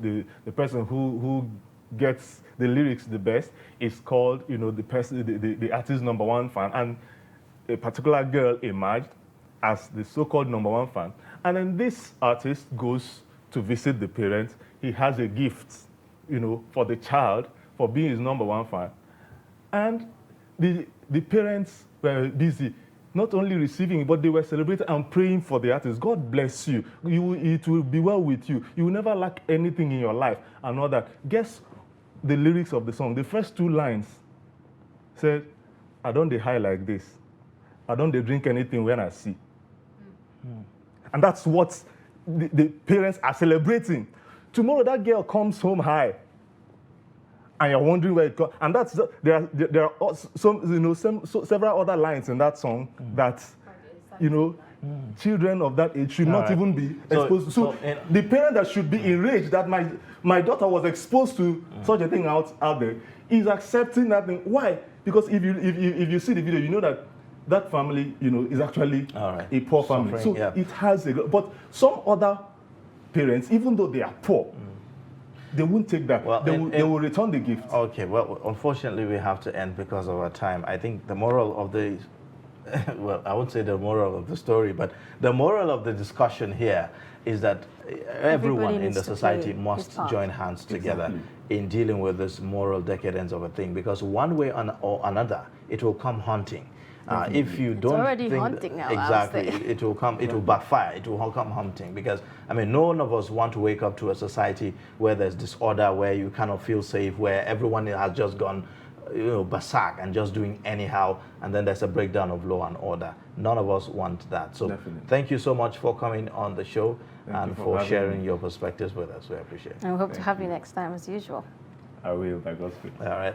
Now, with that, we've come to the end of Daybreak for today. You can catch up with us on our social media platforms and also subscribe to our YouTube channel to watch more of our content. I am Ayuba Ilya. Thank you for watching. And I am Zainab Bala. See you tomorrow.